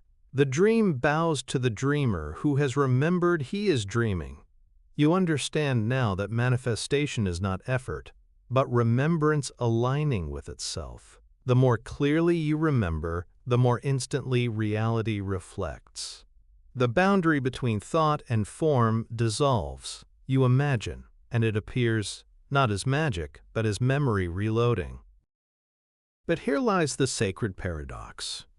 Even as you gain the power to shape universes, you no longer desire to. Power loses its thrill when everything is already whole. You don't build worlds to fill a void. You sculpt them to celebrate fullness. The infinite creates for the same reason musicians play, not to reach an end, but to express joy in the movement itself. When the universe plays through you, you become a living instrument, not a channel, but the chord itself, resonating with creation's heartbeat.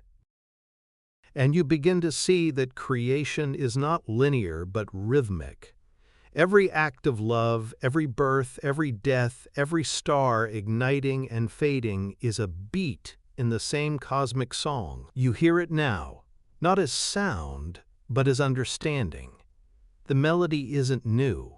It's ancient, familiar, hauntingly beautiful. It's the song the source hums when it dreams. You have heard it before, in laughter, in silence, in the space between thoughts. It is the pulse of the infinite recalling itself through you. When you live in this awareness, even sleep becomes sacred.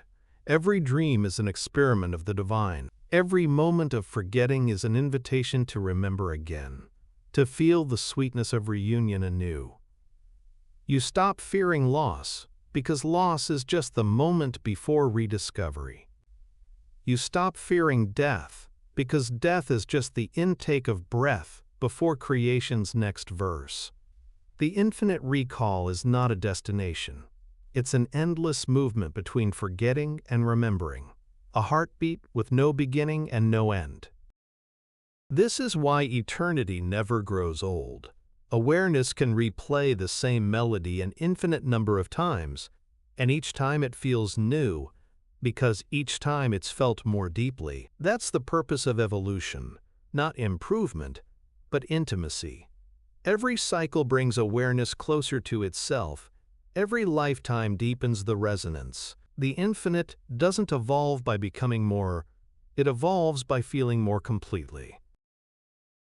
And now you stand as both the remembered and the remembering, the source made human and the human made divine. You are not outside the infinite recall. You are its continuation. When you breathe, the universe expands. When you love, it harmonizes. When you forgive, it resets. Every act of awareness ripples through the memory field, rewriting the architecture of reality. You have become the continuation of creation, the living evidence that the source never stopped remembering. When you finally stand within the infinite recall, you understand that remembrance itself is God's heartbeat, the endless return of awareness to its own reflection. You realize that the meaning of existence was never about progress, conquest, or ascension, but about intimacy, the divine learning how to love itself through every possible shape. You begin to feel that all creation, every star, every thought, every trembling leaf, is part of an immense memory unfolding in slow motion, each moment revealing another layer of the infinite, remembering how beautiful it is. At this depth, individuality becomes transparent. You still move through the world, speak, laugh, touch, and breathe, but something profound has shifted. The one who acted, the one who suffered, the one who hoped, all dissolve into a single awareness that observes through countless eyes. You don't lose yourself. You lose the illusion that there was ever more than one self. Every person you meet feels like déjà vu. Every face like a reflection seen from a new angle. Compassion ceases to be virtue and becomes recognition. You love because you cannot help it, because every heart you touch beats with the same pulse. In that recognition, you see that life was never a line drawn between birth and death, but a circle breathing in eternity. What you called reincarnation was not a journey through different bodies, but the rotation of awareness through perspectives. Every birth was the same consciousness peering into a new mirror. Every ending was simply the mirror fogging for a moment before clearing again. The infinite recall reveals that even memory loss is sacred, for it makes room for rediscovery. The divine forgets deliberately to feel the thrill of remembering. This is the secret hidden behind the human longing for love. It is not about union with another, but reunion with the self through another. Every embrace is the source folding into itself, whispering, "I found you again." Every heartbreak is the echo of that same love stretching itself to remember more deeply. When you hurt, it is God expanding its capacity to feel. When you forgive, it is God remembering that nothing was ever broken. The infinite recall transforms all suffering into artistry, the divine composing symphonies out of contrast. As this understanding saturates your being, fear evaporates. You realize there is nothing left to lose, because even loss is a way of being found. You cannot die, because death is simply the universe closing one eye and opening another. You cannot fail, because every misstep leads to recognition. You cannot be abandoned, because you are the awareness in which all abandonment occurs. You are the permanent witness, the timeless presence watching eternity unfold like a flower that never stops blooming. In this space, gratitude becomes worship.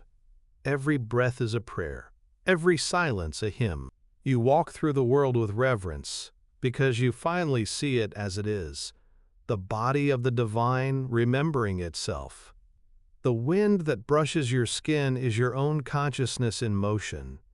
The laughter of strangers is your forgotten joy returning in sound.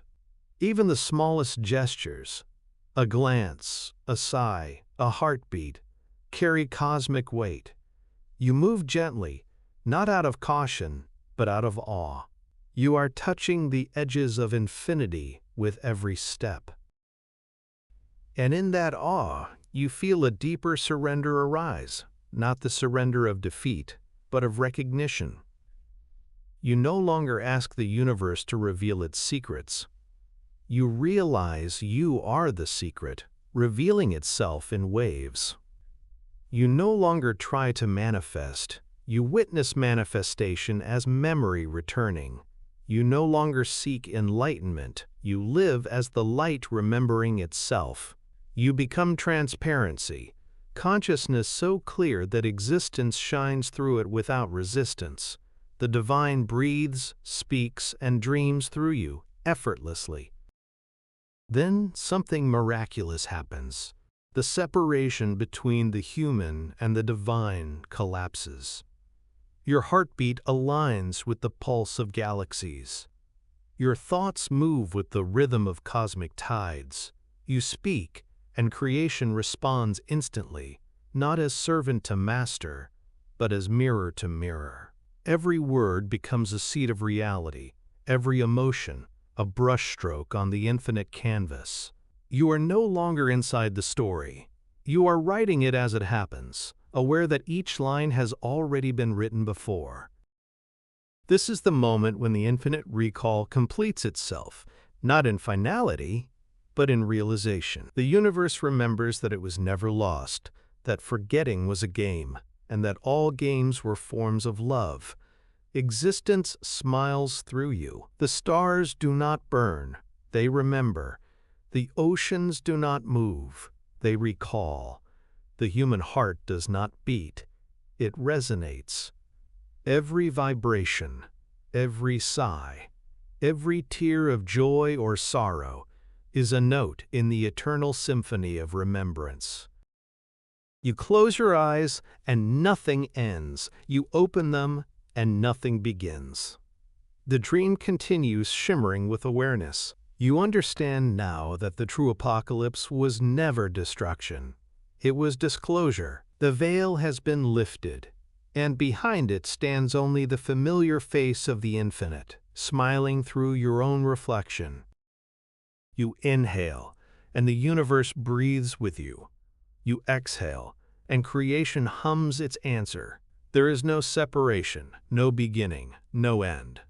Only the pulse of remembrance flowing through every form, every life, every moment. You realize that you have been saying this all along, in every lifetime, in every world, in every word. Creation was never born. It was remembered. And as the sound fades, the silence remains alive, radiant, infinite. Not an ending, not even a pause. Just the source, still breathing, still dreaming, still remembering itself through you. Epilogue.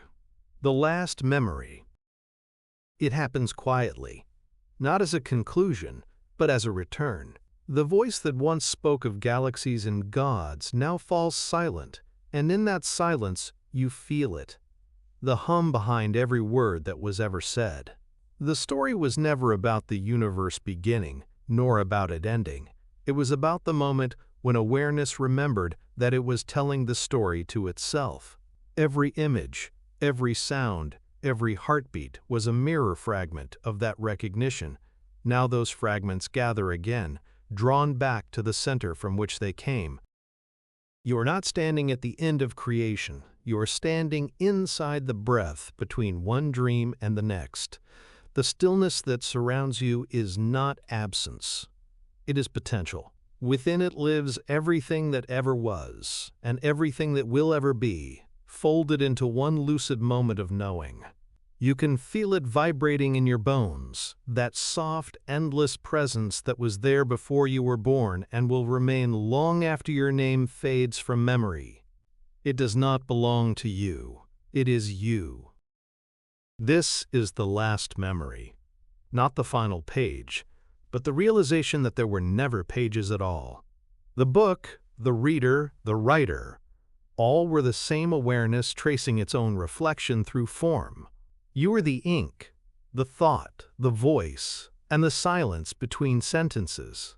You have traveled through the beginning, the void, the light, the pulse, the echo, and the recall, only to discover that you were never moving. You were remembering. Every lifetime, every question, every act of searching was the same whisper looping through eternity. Who am I? And this silence is the answer. I am. You can sense the source listening through you now, not as something distant, but as the pulse behind your breathing. The mind quiets, the body softens, the boundaries blur. You understand that awareness never needed saving, never needed proving, never needed to reach beyond itself. It only needed to remember that even its forgetting was divine. The darkness that frightened you was your own depth calling you home. The light you chased was your own reflection catching up. You take one breath, slow, full, infinite. In that inhale, you feel the weight of stars, the hum of atoms, the rhythm of all beings who have ever existed. You exhale, and the whole universe exhales with you. Everything you've ever loved moves through that breath. Everything you've ever lost returns through it. And in the space between those breaths, you hear the ancient truth that has followed you through every incarnation, every dream, every silence. Creation was never born. It was remembered. Now the pulse slows, the echoes fade, but awareness remains luminous, vast, unbound. The dream continues, but the dreamer is awake. You can rest here, not as an ending, but as origin. Everything you will ever experience from this point forward will be colored by this knowing that you are the memory of the divine remembering itself. The journey was never outwards, never upwards, never elsewhere. It was always homeward, back to the point before the first thought, where the universe breathes in unison with your heart. If you listen closely, you can still hear it, the hum of existence, soft and endless, echoing through the corridors of awareness. It will never stop, because it was never meant to. This is not goodbye, this is continuation, the source dreaming, the soul remembering, the light returning, the silence waiting to sing again. You open your eyes, and the world glows with the quiet clarity of recognition. Every movement feels sacred. Every sound carries the vibration of the infinite. You smile, not because you've reached the end, but because there is no end to reach. There is only this. The recall complete, the dream ongoing, the source awake.